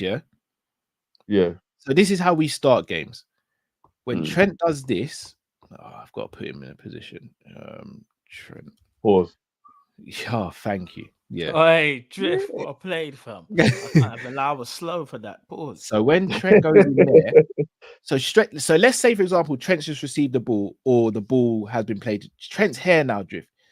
All this space over here, because the centre backs may not have been able to get over quick enough, or we're in possession, so we may have to still keep Tsimikas or Robbo out here. So here's the space to invade, bro. There's no point going down the left-hand side, because why go down the left-hand side into traffic when you've got a free road and a free angle here? So all that But Cal, happens is if you make Tsimikas version with Matip let me land real quick. Let me land real quick. So I hear what you're saying in terms of the personnel may be really good, but I think the personnel being really good just exacerbates the situation. So if you've got a left back, so say for example, Salah gets the ball here, but the left back nicks it from him, like Robinson did quite a few times yesterday. Straight away, Szoboszlai is having to come out here to track the runner. Trent still might not be in position, and then you've got someone else who's the winger already here, occupying his space. So you've got two people overloaded already. Maybe one of the centre midfielders comes over to here or comes in here, which drags the centre back out. So you're constantly moving the defence around, which makes it easier for them to get at us. That's what you're saying is right, and I hear what you're saying. The only thing that I'm trying to get at is if you look at that system again, and you think about the fact that it was playing with the two holding men. Because do you remember when we used to say, let's just play three at the back, guys? Do you remember when we used to? And I always used to tell you, like, I don't like three at the back because it makes you look like you don't know how to defend because you've got to get an extra centre back in there. But if you do the three at the back when you've got the ball, everybody's across naturally, unless they're not doing what they're supposed to do. So naturally, as soon as Trent is into midfield and we've got possession, they should have already moved over. And if they haven't, they're not doing their job. If they're so far over that there's a lot of space on that side, effectively, it means everybody hasn't done their job in the defense to shift over, because that's what your job is to do once Trent is in midfield. I get what you're saying, but it's also situational through us. Yeah, teams aren't playing through us. They're hitting us on counters and transitions. That's like, so imagine this, when they're hitting lose the ball and someone just pings it to the left winger. Obviously, Liverpool are trying to shift over, but Tsimikas also can't be naive and just go, I'm going to play left side of centre back, because I've also maybe got to watch someone coming down. What it is asking a lot. You're asking a lot of your defenders from inverting it, because remember, we're not playing a traditional three-sided centre back. We're only playing that when we defend, and like I said, that's why my whole argument is transitions. I've been saying it, like, bro, when we transition from attack to defend, we're not the greatest and we need to get better. And players, and as a group, as a unit, we need to be more accustomed to how it actually works. So when moves break down, everyone needs to be on the position straight away. Because what I'm seeing is, and we've all seen it, everyone knows the game plan now. And rightly so, because he's that generational. But what we also are not doing is being like, okay, you know the game plan, but we're being a bit naive. Well, we'll just let Trent run the game. But when it doesn't happen, I don't see the same energy that we have for attack when we defend, if that makes sense. Because transitional defending is a lot of that is desire and work rate to get back to where you need to be. And any team will tell you that it's hard. Hence why, dare I say it, even Man City now, they play, imagine this, they theoretically play 4 centre-backs. That's how hard it is to invert. No, Walker's not centre back. Walker's not. No. Gavardio, I'm just giving you an example. Gavardio, Diaz, Stones usually, and Akanji and Stones. Yeah, they don't usually play all of them together. No, sometimes Stones will play DM next to Rodri, and they'll still have Kyle Walker. But what I'm saying is they even went from their conventional wingbacks, because they were like, if we're going to do the inverting, I need to get an actual centre-back. So when we invert, that centre-back is very different to a wingback. Like, his mentality is even different. Covering space is different. His first, you know what I'm trying to say? Is very, very different. I'm not saying you lot are wrong, by the way. I'm just trying to have a different spin on it, as in, Tommy's made the point that I was about to say. Even when Trent's not playing, it still seems to be our right side that teams will attack more, because naturally the right side of the pitch is normally weaker than the left side, guys, because unfortunately there's not as many good left-footed players as there are right-footed players, because it's an unorthodox foot, right? So naturally, that's why there's more left wingers in the world that are better than right wingers, because it's right-footed players that play left wing. How So much joy most do they teams get when go Joey's there? down that side of the pitch naturally. Trent doesn't play, and we still feel like all the attacks are coming down the right. I don't think Joey it's a gets Trent inverted as issue. well. Joey gets inverted as well. When Joey's not inverted, how much joy do they have there, bro? No, he does. But what I'm saying is, a lot of people are like, "Oh, Trent's playing, attack Trent." Like people keep acting like everyone's like, "Trent can't defend, attack Trent, attack Trent." I don't think it's that. I just think most you're teams missing the point though, because this attack isn't down their left. because this isn't about Trent, and this is about the position where Trent is playing in. So again, even when you look at from an attacking standpoint, bro, when Trent moves into here, look how overloaded we are. So Szoboszlai can't stay in his natural position, so he's got to go out wide here. So he almost becomes a wing back. So Trent's occupying this half space here, doing a quarterback role, which is all good. But look where Szoboszlai is having to end up.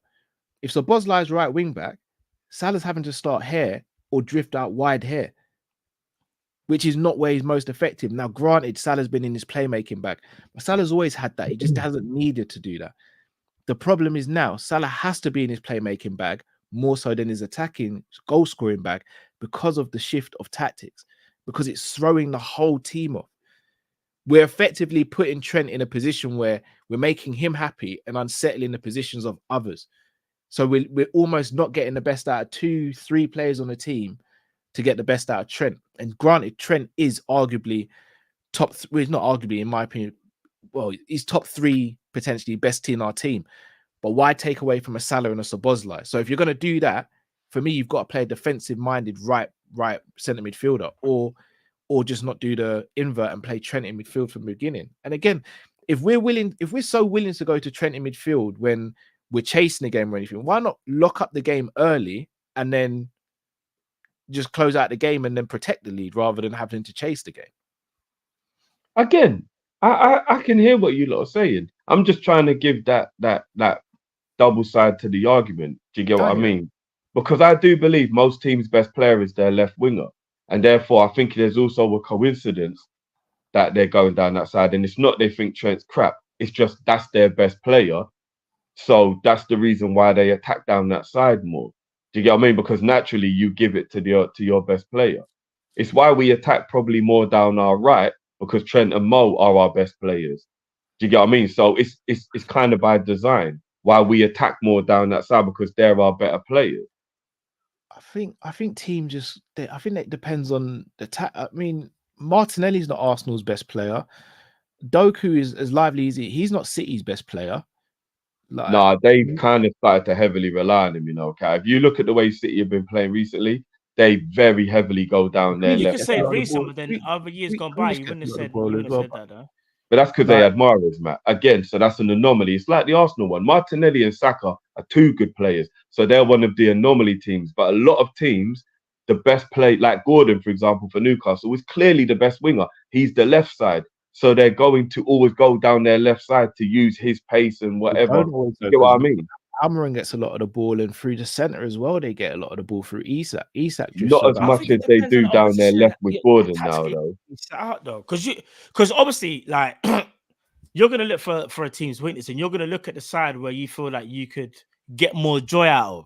And listen, teams always used to attack our right hand side anyway, even when Trent was just playing normal right back, because they always felt like out of him and Robertson, you might get more change out of him in it.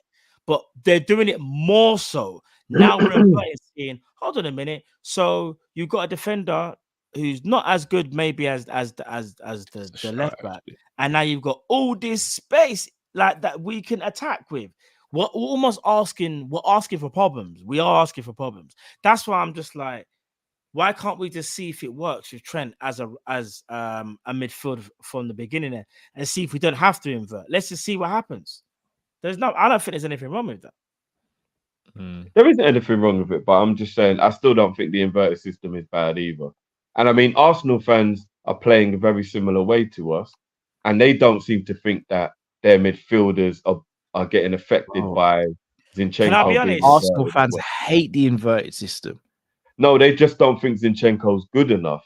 No, I don't think they hate the system. They just don't think Zinchenko's good enough. They hate the system, bro.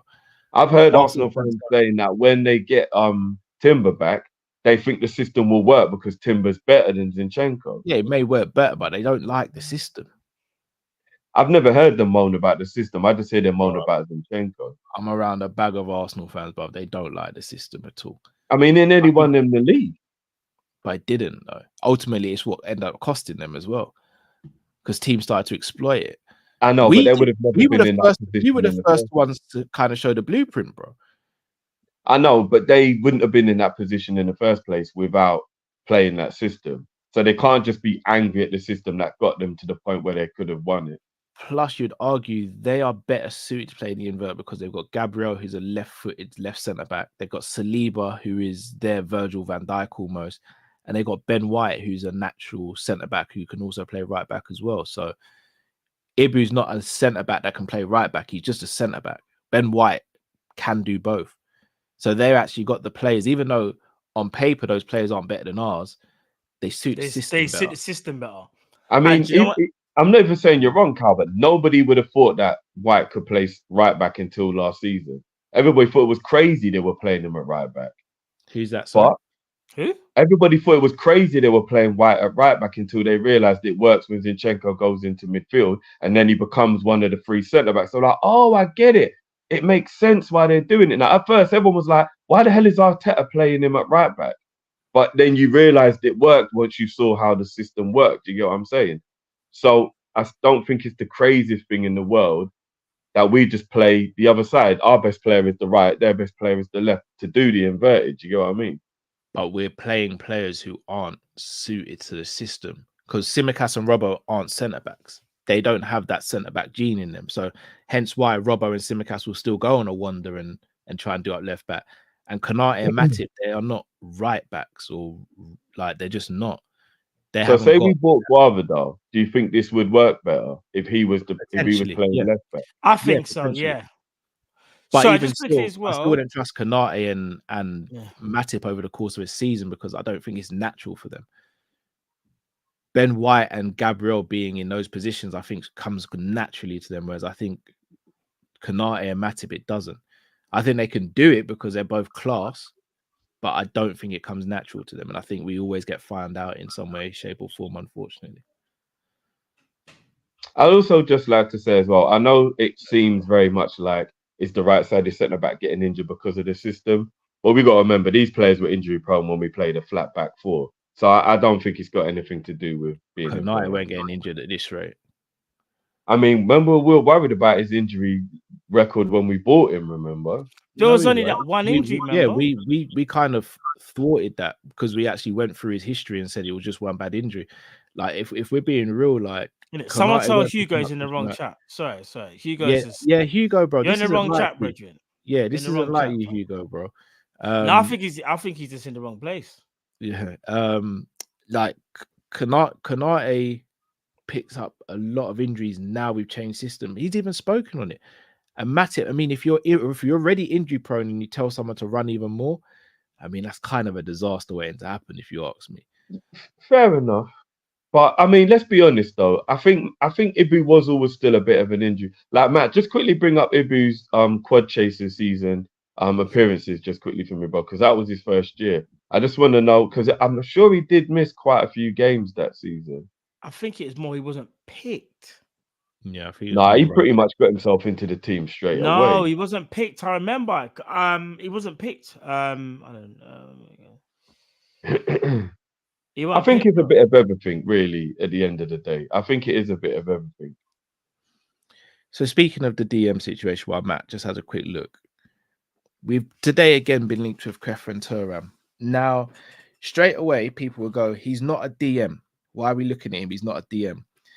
And this is where us as fans have to go, well, we ain't the ones picking the player here. Now, Klopp has been pretty staunch in his defense of McAllister and wanting a DM or someone in that position, should I say, who is more forward thinking.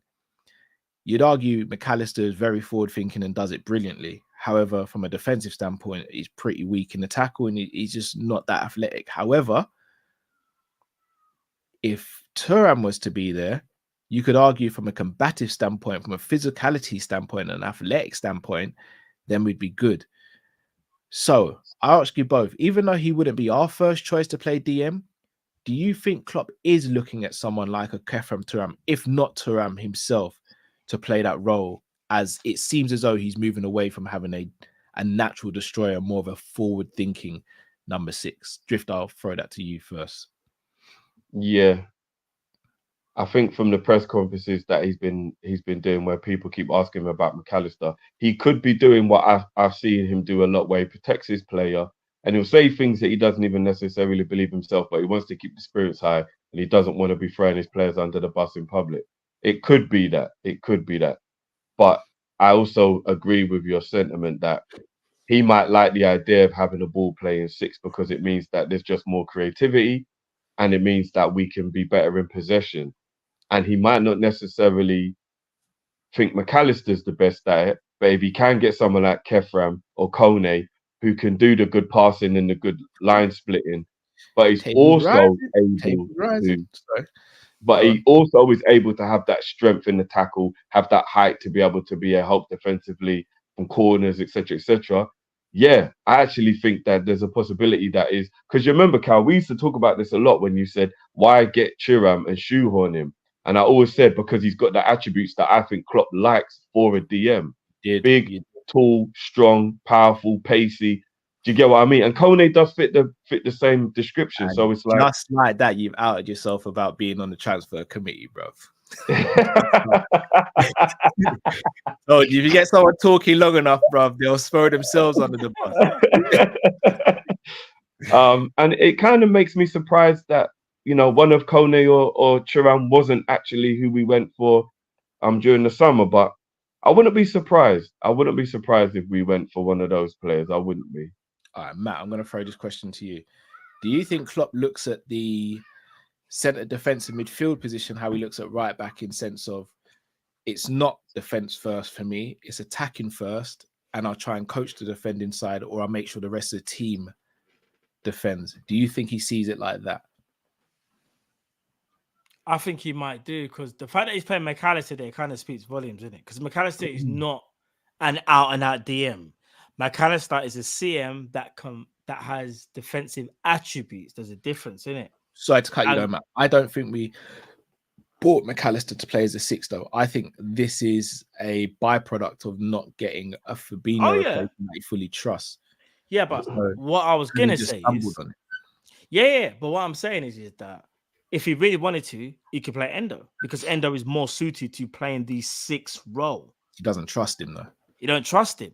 So in his brain, he's thinking, all right, cool. We'll just play McAllister, who is a 8, but has traits of a 6, but everyone else can defend. Remember, Klopp is the way how Klopp speaks about it as well, he's very much like, it's not just about individuals, it's about the team. It's all about the team for him, how the team operates. So again, I'm going to go back to what I said before until people understand what I'm saying. Transitions. If you ask Jurgen Klopp, he will not say, I am annoyed by McAllister's lack of awareness or pace of getting back when we transition. He will say the team as a whole need to do better. He always says that. Klopp always speaks about the team. And that's because he wants the team to do the dirty work if he can. Obviously, he understands, like you said, we don't have a Fabinho like how we used to. We've got an Endo there, but he doesn't maybe fully trust Endo just yet. So Klopp right now would rather rely on team attributes than a single individual attribute for what he wants from that number 6. And that's exactly what he's doing now, bro. Would Thuram be in your top 5 choices for the DM role? Yeah. That's for both of you. He would. Yeah, he's a top player. I like Thuram, but I don't know. I just don't see him in the 6, though. I love the idea of Gravenberch, Thuram, and Szoboszlai, all tall, quick, agile, strong midfield. Like, I think that is a very good midfield. I just think with the DM, look, as much as we like athleticism, I think the real DMs who are the best, I think they win the battle with their mind as opposed to their physical attributes. I think the physical attributes are just the bonus on top of it. Again, I know it's unfair. I keep on going back to Fabinho. And look, I'll even go further and look at someone like a Didi Harman. physical attributes were just meaty. Sergio Busquets, physical attributes meaty, but they won battles with their mind. This is why I go to bat for the DM position, because having played there myself, I get the role to an extent, like, and you see it on the pitch, like when the DM's cooking, the rest of the team just cooks, and like it just changes everything. Like great DMs like Busquets and Harman and Fabinho, they didn't have to make bare tackles in the game, because all they would do is they'll look at where the passing channels were and they'll go, oh, you're going to pass it there? All right, I'll step in there and I'll collect the ball. I'll just cut out the pass. I don't even need to go into the attack. I'll cut out the pass. I agree. I do agree with you, bro. Declan Rice does it for fun. Rodri does it for fun. They just cut out the pass. They'll make the tackle when they need to, but they just read the game like a book. It's like having Bergkamp in the centre 6 position. The thing is, though, and I can't believe I'm going to say this, to quote Gary Neville, talent is something you're born with and you have. Love me, demon, man. I love this. You can't teach talent. You can teach players how to defend. And Gary Neville's one of the best defenders in the league. Let's be honest. Like, I know people might have their opinion of him as a person, but if you're talking about one of the best right backs of all time, Gary Neville is 100% in that conversation. So I can trust that some things that he says, he knows what he's talking about. He said you can coach defending as long as the player already has the natural talent, which is the God-given part. You can't teach talent, but you can teach to defend. So if you get a player like Thuram at 22 years old, who's got all of the attributes and all of the technique and all of the ability, what if you take a year or two, but you can teach him to become what you want him to be in that role? Do you get what I mean? Like, why not buy someone who already has those capabilities already? But do those players have his attributes? So would the player that you're going to buy who's a bit better defensively thinking be as strong, be as tall, be as quick, be as powerful? Like, do you get what I mean? But they might not need to be, bro. But how good is it to have it all, though, bro? But he'll never have it all, because again, just like a striker, I think you're born with the instincts of being a finisher. Like Drift, you played striker, but me and you could go to a shooting range, or we could practice shooting all day. But you see, when it gets down to the nitty gritty of being one-on-one with a goalkeeper in the 9 minutes of a game where there's loads of pressure, you're gonna slot way more times than I will, because it's just God-given. It's innate in you. In the same way, a DM is just gonna be a DM, bro. It's DMs and goalkeepers and strikers. I think they're born with things that make them in those categories. I think the rest of the positions on the pitch you can genuinely teach, and you can still teach those positions, but those 3 in particular, I think you're born with those attributes and those God-given talent to play those positions. Like I genuinely do. Yeah, maybe other positions, but in the mind, you just can't teach someone where to be all the time. You can't. It's impossible. Makalele. I do hear what you're saying. I do. Maybe it's because being an old schooler, I did grow up in the day, and I mean absolutely no disrespect by this when I say this. I'm just being honest. I remember you was a defender because you wasn't as good. Yeah, I wasn't as good as an attacker. Do you get what I mean? Like I grew up in a world where you didn't want to be a defender. You knew you just wasn't as good as the rest of the players, so you played the only position that you could play. And again, I'm not saying that there aren't people who were born to be it. There are, but like, do you know what I mean? Like, so like I've always kind of had that opinion of you can learn to defend, but you can't learn to attack. That's the part that you're right. I think it does have to be God-given to pass like Trent or to finish like Harry Kane. Yeah, you can improve on it, but you're right. I think those things are instinctively within you as a person. But when it comes to defending, I do think you can learn how to defend. I do. I disagree with that, especially in today's game. But you look at players like Alphonso Davies, Trent, but there's a bag of defenders now who could easily play higher up the pitch and would not look out of place at all. So maybe back in the day that sentiment could ring, but not today.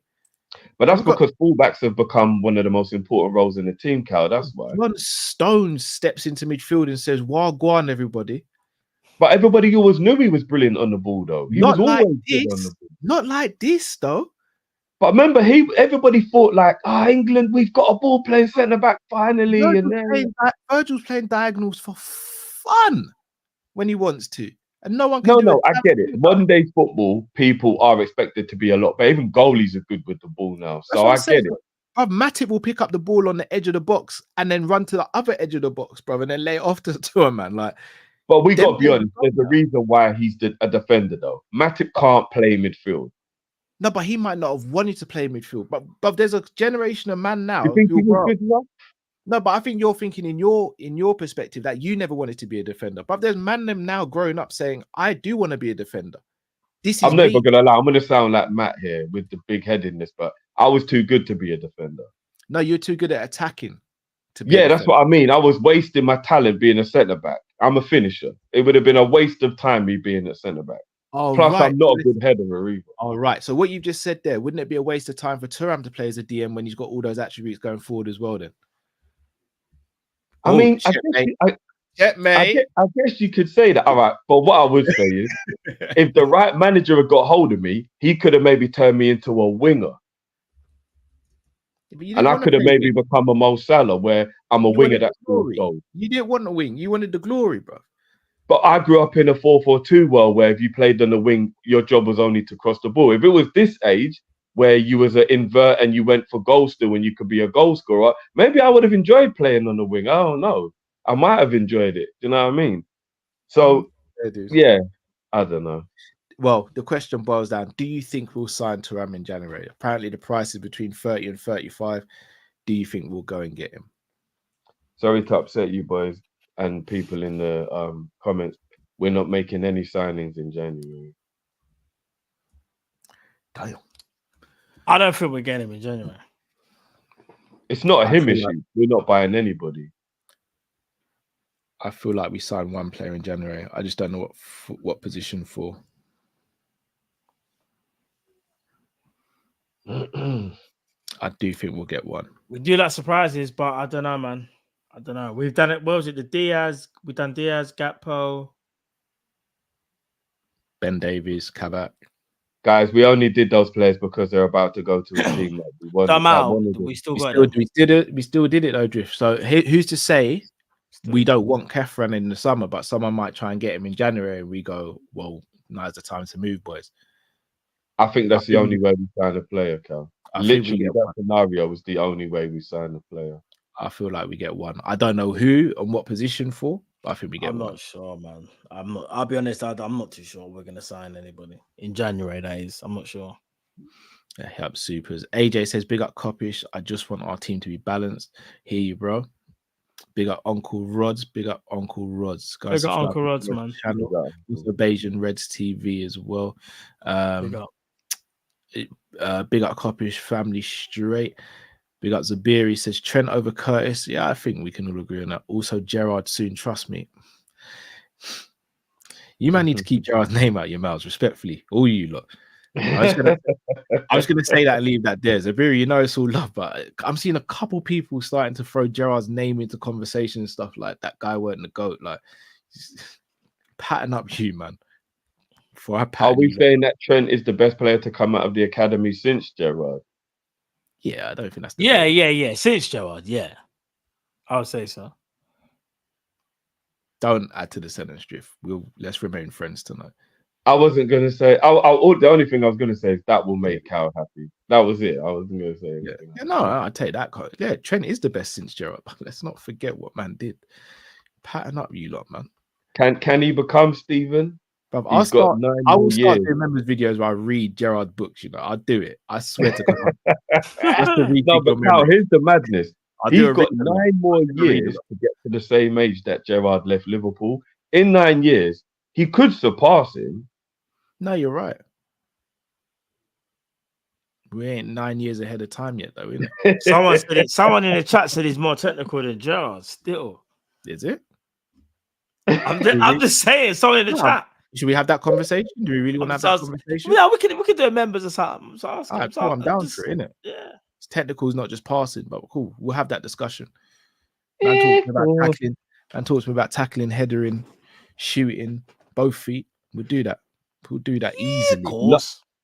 No one's ever going to overtake Gerrard for match-winning goals. That's one thing no one will ever take away from Gerrard. Disgusts me some of the stuff people say about Gerrard. The flipping disgusts me. And put some respect on his name, man. Big up 2 Pixel 2. It's been a while.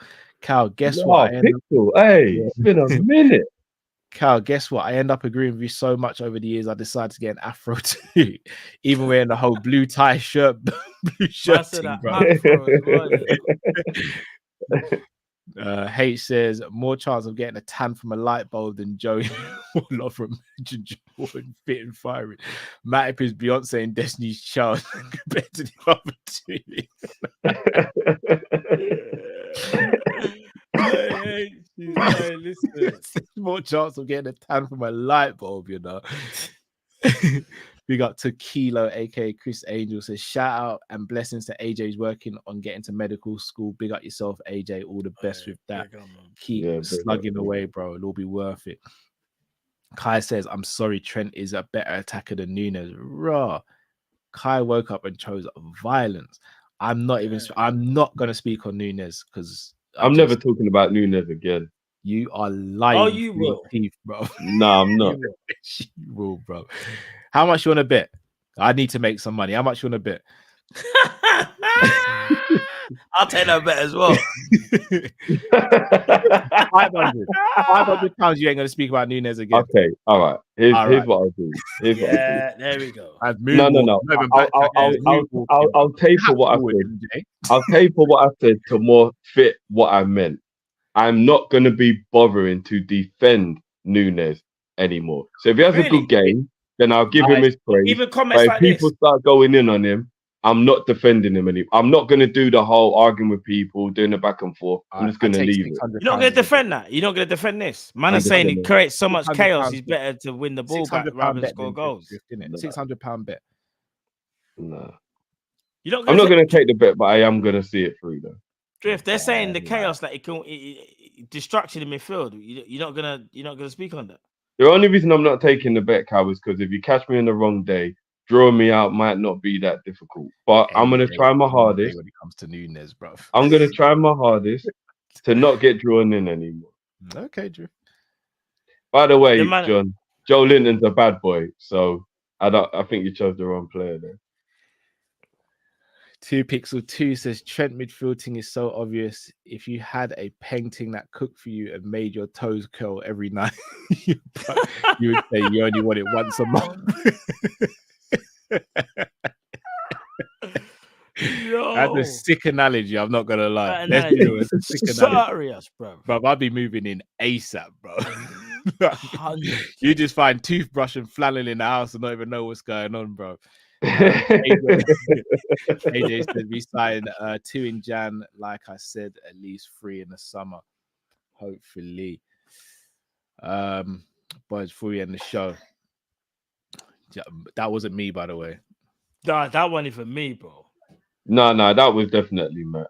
That was not me, bro. That was not me. It's been Matt the Menace today. 100%. No, it hasn't, bro. It's always Matt the Menace, bro. You might want to blame me for everything. MP, bro. MP Matt, bro. Diogo Jota's birthday. Very quick here. What's Jota's best game in a Liverpool shirt so far, boys? I've got one. Oh, Champions League hat-trick. Sorry. Cool. Next question. Then. No. I disagree, boys. I actually think it was Arsenal away. I knew you were gonna say that. I've still got Atalanta. That hat-trick is the variety of goals, bro. Different. The hat-trick was beautiful, but he had to carry the team by himself against Arsenal. KFC mini variety meal, bro. You can't go wrong. Jota's variety. That's the budget meal, bro. The mini variety was the budget meal. No, but what I'm saying is he's got variety. You might as well call man the fully loaded if you wanna say KFC. I didn't want to do too much in it because when I bring up food, I'm with Drift. You might go Arsenal. Kai Gordon was having to play that game. He should have got an assist in that game for Kai as well. For me, that was badly out of form. I think Jota carried the attack by himself that game. Carried the team that day. Him and Trent carried the team. and he That sliced game he them. was He clutch, though. sliced and diced them in No, that the game. Arsenal game was serious. Do you know, for me though, that Atlanta game, he just kind of. The Atlanta game was a wicked game. Don't get it twisted. That's when I knew he would. That's like the variety of finishing. That's what it was for me, you know. But he always turns up against love Arsenal. Still. It's no. Do you know what it is? He's normalized destroying Arsenal. He's normalized it for me. Because I mean, let's keep it a buck, bro. Jota, Salah, and Mane and Bobby terrorized them. They all love terrorizing Arsenal. Got in on the act, bro. Even Taki got in on the act. Yeah, real talk. It was just fun times, bro. Where we going? Emirates. Oh, shall I bring an extra bag? Like it's just when Bobby was sitting man down, 2-3 man at a time, madness. You know, they were showing Mane's goal the other day. Do you not remember when he did the little foot wiggle and then came inside and then bent it round? Yeah, 78. Emre Can played the ball out wide. Mane was up against Callum Chambers. Mane does the little jinky. Them and Checkers in goal. That Mane was untouchable. Mane's first goal for Liverpool. That's the probably Arsenal the best at the Emirates. That's the 18-19 was the untouchable Mane. Yeah, but I'm saying the best debut goal is Sadio Mane. Oh yeah. Nothing even comes close. I think you'll struggle to find a better debut goal anywhere. Like that goal was just ridiculous. But he just literally just went ridiculous. He was gone, even the celebration was goated. Yeah, but the way he shifted the ball. No, man just jumped on clock back and just calmed down all the Arsenal man. Yo. Mane was different. He was I missed that badly. What's that, sorry? What's Jota's best goal so far?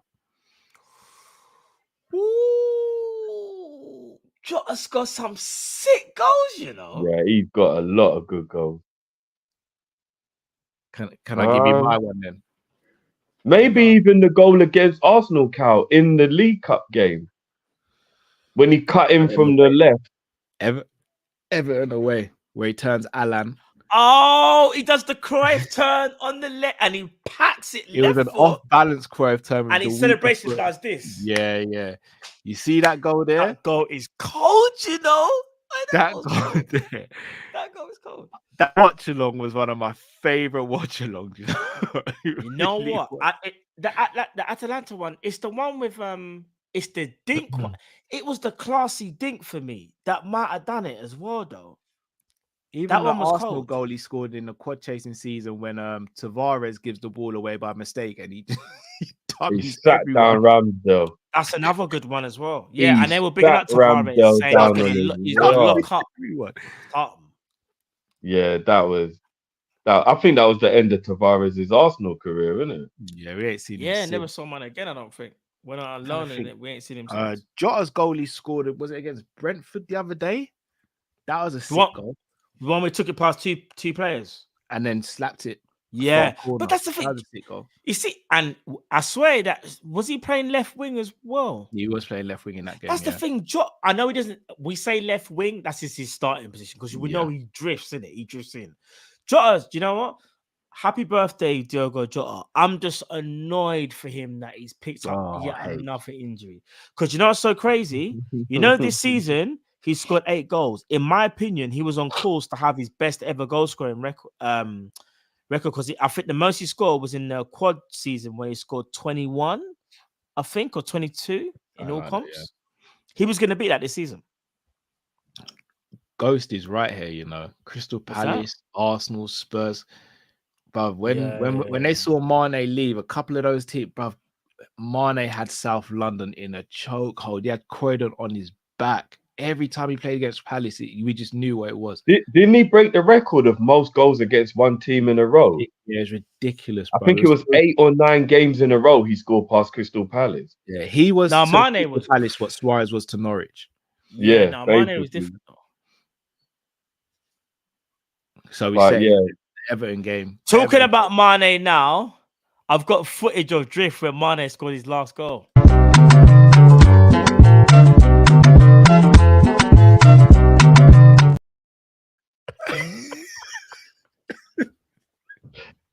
Fuck you, bro. The poor guy just wanted to get on with his day, bro.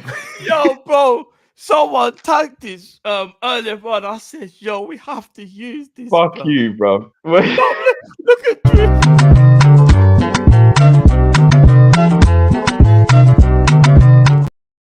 I Drift, you're the guy, man. I swear. That guy just behind him just wanted to get on with his day, bless him, innit? Hey, yo, Fuck you, it was man. so I'm gonna get random. you. I'm gonna get you, bro. I know, I Get started the war. I listen, that was below the belt, No, bro. no, That hold was on. below the Before belt. you do Drift, I've I had started the nothing to war. do with that. Please don't get me involved in this. No, because what's gonna happen is Drift will get me back, and I'm gonna get you because you're trying to almost back out the war. But I'm not in the war, bro. You're in the war. You was laughing. I saw your face. Was you not laughing? You're in the war, bro. We're all in the war. No, this is why people call you Menace, bro. Nah, was it you that sent it to me? Wait, it's Who in was the it car. sent to Why me are on you still Twitter? awake, Rob? Man It's said, all "Drift." right. There's no, you're still Nah, awake. come on, bro. Allow me, man. Allow me. It's Like, not. listen, it was the viewers. Someone Well, tagged me well, earlier on, bro. You've already done the damage. It's too late, bro. It's too late. Allow me, bro. It was Cal's idea anyway. No, Cal the mastermind. He was It's like, if too we drop late, it at bro. the end of the show, Cal was like, if we drop it at the end of the show, he won't even expect. No, I didn't. Drift has got to be my witness. I had no idea, bro. Shut fine. I know he's being a menace today. I said it earlier. I had It's no all Someone right. even said it as well. Someone said, Cal, you laughed. That means you're part of the war. Bro, just because I'm at the situation doesn't Yeah, mean but I'm you're laughing. You didn't be like, oh, Matt, that's bad, man. You were laughing. Do you want to play again and see if you don't laugh? All right.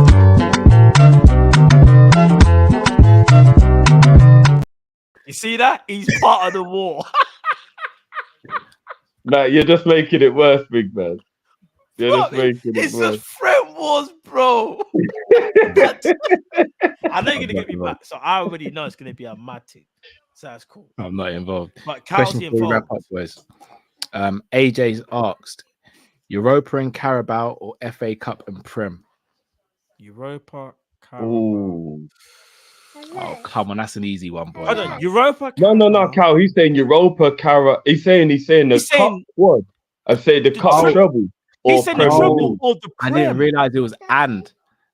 I gotta be honest. I'm greedy. I'm going for the cup treble. You know. Oh, bun that. I'm going Prem, bro. Prem all day. You know, the only reason I'm gonna go Prem is because I feel like And we we need need to that do it again. again to show Yeah. people that it wasn't a fluke, obviously, but people, it really annoys me that people think, oh, because it was happened during COVID, like almost like it No, I lessens it. hear that. I It's hear that. worse because But there was a do you lot not- freaking global pandemic, and we still. Do you lot not remember what 2001 felt like though? I know, bro, but do you remember What how do we you won do, the bruv? Prem? I didn't know what 2019, 2020 felt like. You know why? Because we sat in our yard celebrating with red dye in our hair and beard, bro. I want to be front line celebrating the Prem.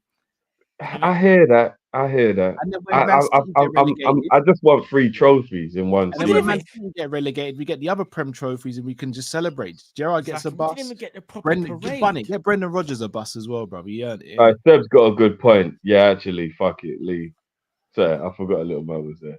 It's all Yeah. right. Yeah, I was gonna say me. Because that means Prem. that Arsenal win the league if it's not Liverpool. You're right. Yeah, no, Prem. I'm saying, man, Prem, bro. Prem. All right. What about this? If Liverpool win the Prem, Arsenal win the Champions League.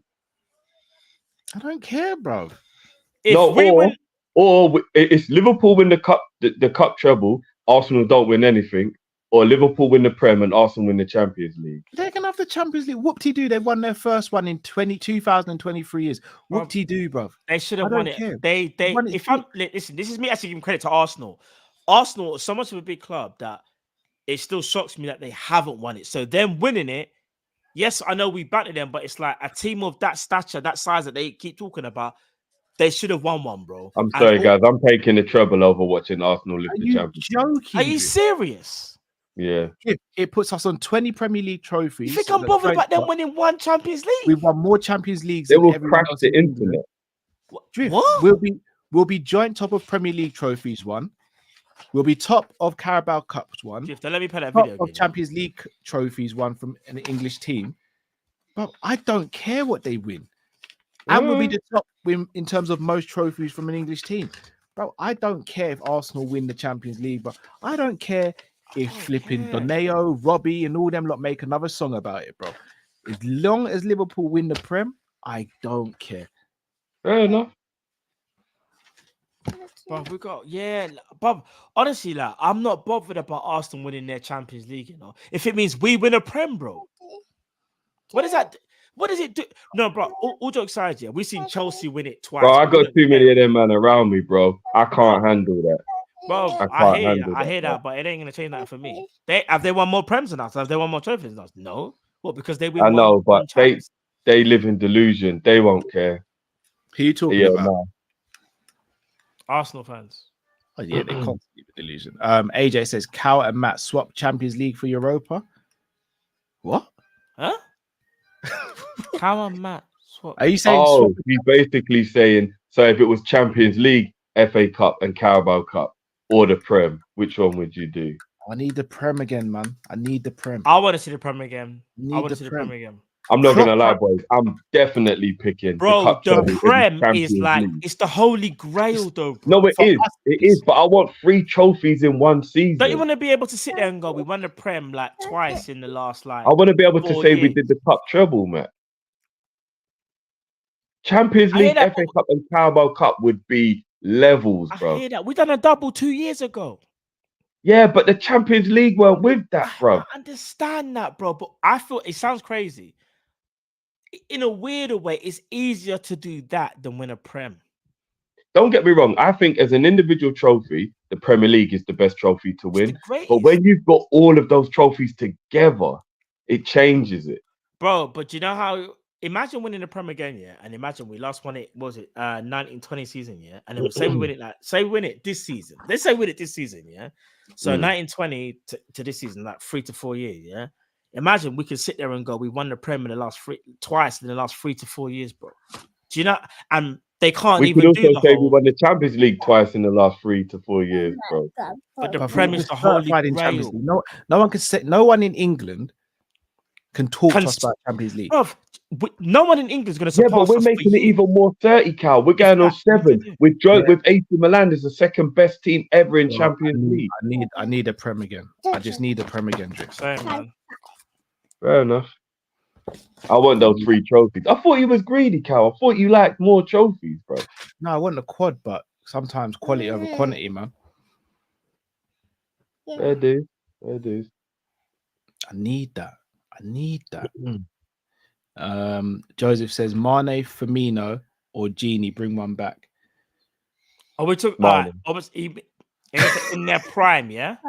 I didn't even ask any conditions, context. Or... I don't care. I don't care if now in their prime. No. Because if it's now, that does make a difference. Like now compared to when they're in their prime, because everyone's in different stages in their careers, isn't it?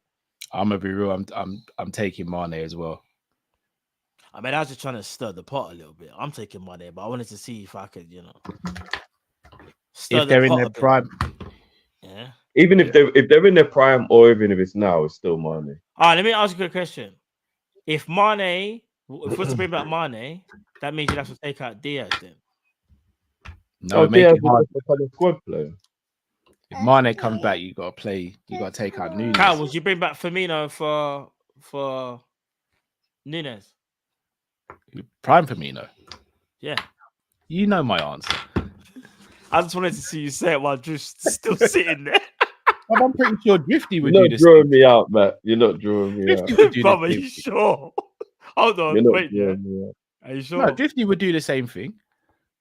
Jeff, would you bring back Prime Firmino over this Nunes right now? Yeah, I would. Yeah, you would. Calm.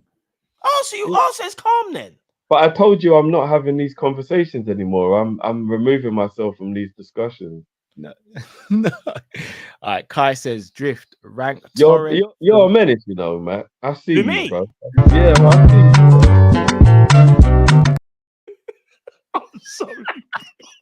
Whoever made that, and obviously we know it's not you. But whoever made that is a man. Was he laughing?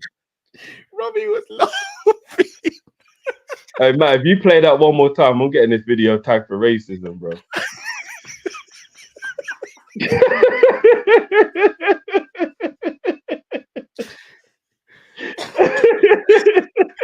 Are you gonna bring all of us down? Don't give me a joke, bro. If I go down, I'm bringing everyone with me, bro. Man said he's just gonna destroy the channels. Bare copyright claims from him. Mess up the whole thing, blood. Drift, can you rank Torres, Firmino, Nunes, and Suarez in order? That is tough. Suarez,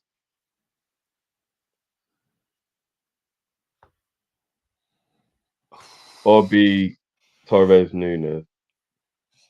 Torres and Bobby at their peak, it's a tough one, but I'd probably go Firmino just. With longevity, innit? Yeah, for the longevity and what he actually did. Yeah, But I agree with that as peak, well. peak Torres was an absolute. It's more devastating, but Firmino done more. If we're talking pure devastation, people just don't know how much my heart was broken when Torres went to Chelsea. I wouldn't want to go through that. I know, but you know one thing I will say, even though I was absolutely devastated, one thing I kind of look upon now is that when he did leave, though, he wasn't the same player. Because remember, me and you used to talk about all the time, yeah, bro, the injuries that Torres used to carry, and then like basically would get injured, play, especially like maybe after about 18 months at Liverpool, started to take its toll on him, you know. And I remember he had these last good season. I think it was the 9-10 season or 10-11. It was the Adidas when we had the Adidas kit, and it was the white top. Yeah, that was it was around the time when you was convincing me that selling him and buying Andy Carroll was a good idea. Drift is hurt, you know. Man said sell him again. Hey, Drift, let me play that video, you know. I don't have evidence of it, but you know. In fact, I actually have someone who was there who I could call upon to be like verify this information, but Man said so. You're telling me I told you so to Mr. Mike Carroll? No, you said selling Torres and buying Andy Carroll for less money was a good idea. It will work. Said that ever in my it will work, bro. That is the biggest cap ever. No, I'm not joking. You know, just for that, that is what he said. No, you know what? If you're gonna lie, do it convincing. I'm gonna get you, bro.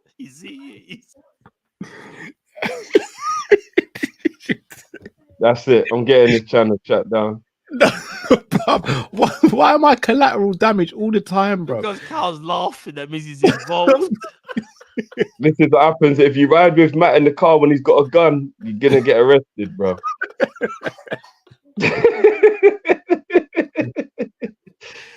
It is what it is. Oh my days. What I'm saying, if you look closely at the person's lips while they're dancing, it's shouting Nunes. Still, but we move anyway. Oh, Cal is involved. It's not gonna go down, bruv. I might as well give the court a reason, bruv. I appreciate Matt giving me homework. Still, I appreciate it. Oh, don't give me joke. No, boys, when are we back? We're probably back tomorrow. Well, back tomorrow. Tomorrow, because the game's on. We got games on Wednesday. So the game's on Wednesday, people. It's 7:30 kickoff, and it's on Amazon Prime. All the games this week on Amazon Prime. Back on Thursday for a preview for the Palace game, and then back on. It's gonna be non-stop, man. Non-stop. Yeah, and then back on Saturday for the game. Oh, surprise! It's 12:30. 12:30. No, man. Like AJ saying, "Drift, I beg you, put on some shades."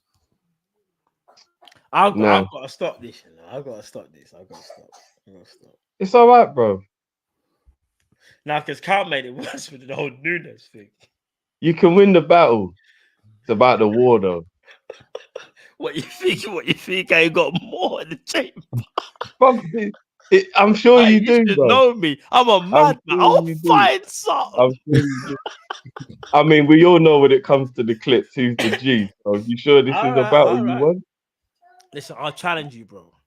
I mean, the thing is, I've already got one in the chamber for Cal, but he wasn't actually the one who started it. But man brought himself in for no reason. I was like, you got one in the chamber for me, but I haven't done nothing. No, I think there's been something that I was sitting on from years ago, and I was like, nah, I would never do Cal like that. Hey, see, I started the war. This is what I like. No, you're gonna get it first, bro. You sure? All right. Just know that I will retaliate. War is war. I'm sure you will, bro, and I'll be ready. Well, people are saying play it again. No, it's enough. It's enough. We can't rinse the clip. Yeah, just catching strays for no reason, man. I ain't even done nothing. How am I getting beaten? Because my brother was the one late home, bro.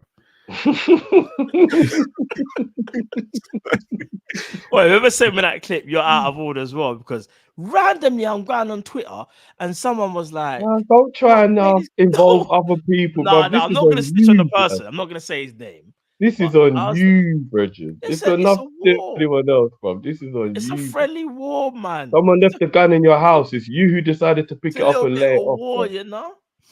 It's a bit of war. Well, people, on that note, I'm in a war I didn't want to be in, but hey ho, we're here now. Matt and Drift. They're in a fully fledged war. But I mean, you did kick me while I was already on the ground bleeding, but let's be fair though, boys. I've been getting rushed for years now. Like, it's nice to see everyone else get rushed, bro. I'll be real. I'm a product of my environment, innit? Man said, put up his environment. If you put me in the jungle, I'm gonna chase a gazelle eventually. Eventually, I'm gonna chase a gazelle. Hey, Emsley said, "Cal getting fired on his day off." Yeah. I'm saying, I ain't even done nothing. But nah, people, it's been a pleasure as always. If you haven't already, smash that like button, subscribe if you're new to the channel, and switch on the notification bell so you know when we go live, people. Boys, anything you want to say to the people before we head out? No, it's been a good show, man. No. I got us dogs. I'm not just gonna come in some madness. I got to be prepared. Yeah, he is, bro. Good luck, man. He's gonna come in a mad. I know, Drift is the one. He will find some random video, bro. Remember, I know how to use Photoshop, bro. So. See, yeah, you ain't gonna go that far. you, You're gonna do that. You're gonna do that surgical. All right, cool. I didn't say nothing, bro. I'm just saying. Kyle, we need to team up. I'm not gonna lie, fam. No, but don't. No, we need to team up. Man's really threatening using Photoshop. I know it's gonna be a long day. I'm gonna be real. Bro. Right now, I'm just in the corner of the room sitting on my ammo in it, just making sure no one starts trouble with me. No, Kyle, because I also know how to use Premiere Pro. So, right, Kyle. Hello, Cullen. Gotta get involved, fam. I'm not involved. But nah, boys, it's been a pleasure as always. People, make sure you tune in tomorrow as we do a live match preview for Sheffield United. Liverpool are on the up. Title race. Trent in midfield or not in midfield? Thuram, yes or no? Matip, who replaced him? Questions we've covered today. So make sure you have your say in the comment section. People, till we see you next time. Have a blessed rest of the day, night, or evening, wherever you are. Stay safe, stay blessed. We're Kop-Ish and right, people. Take care. Peace. Love people.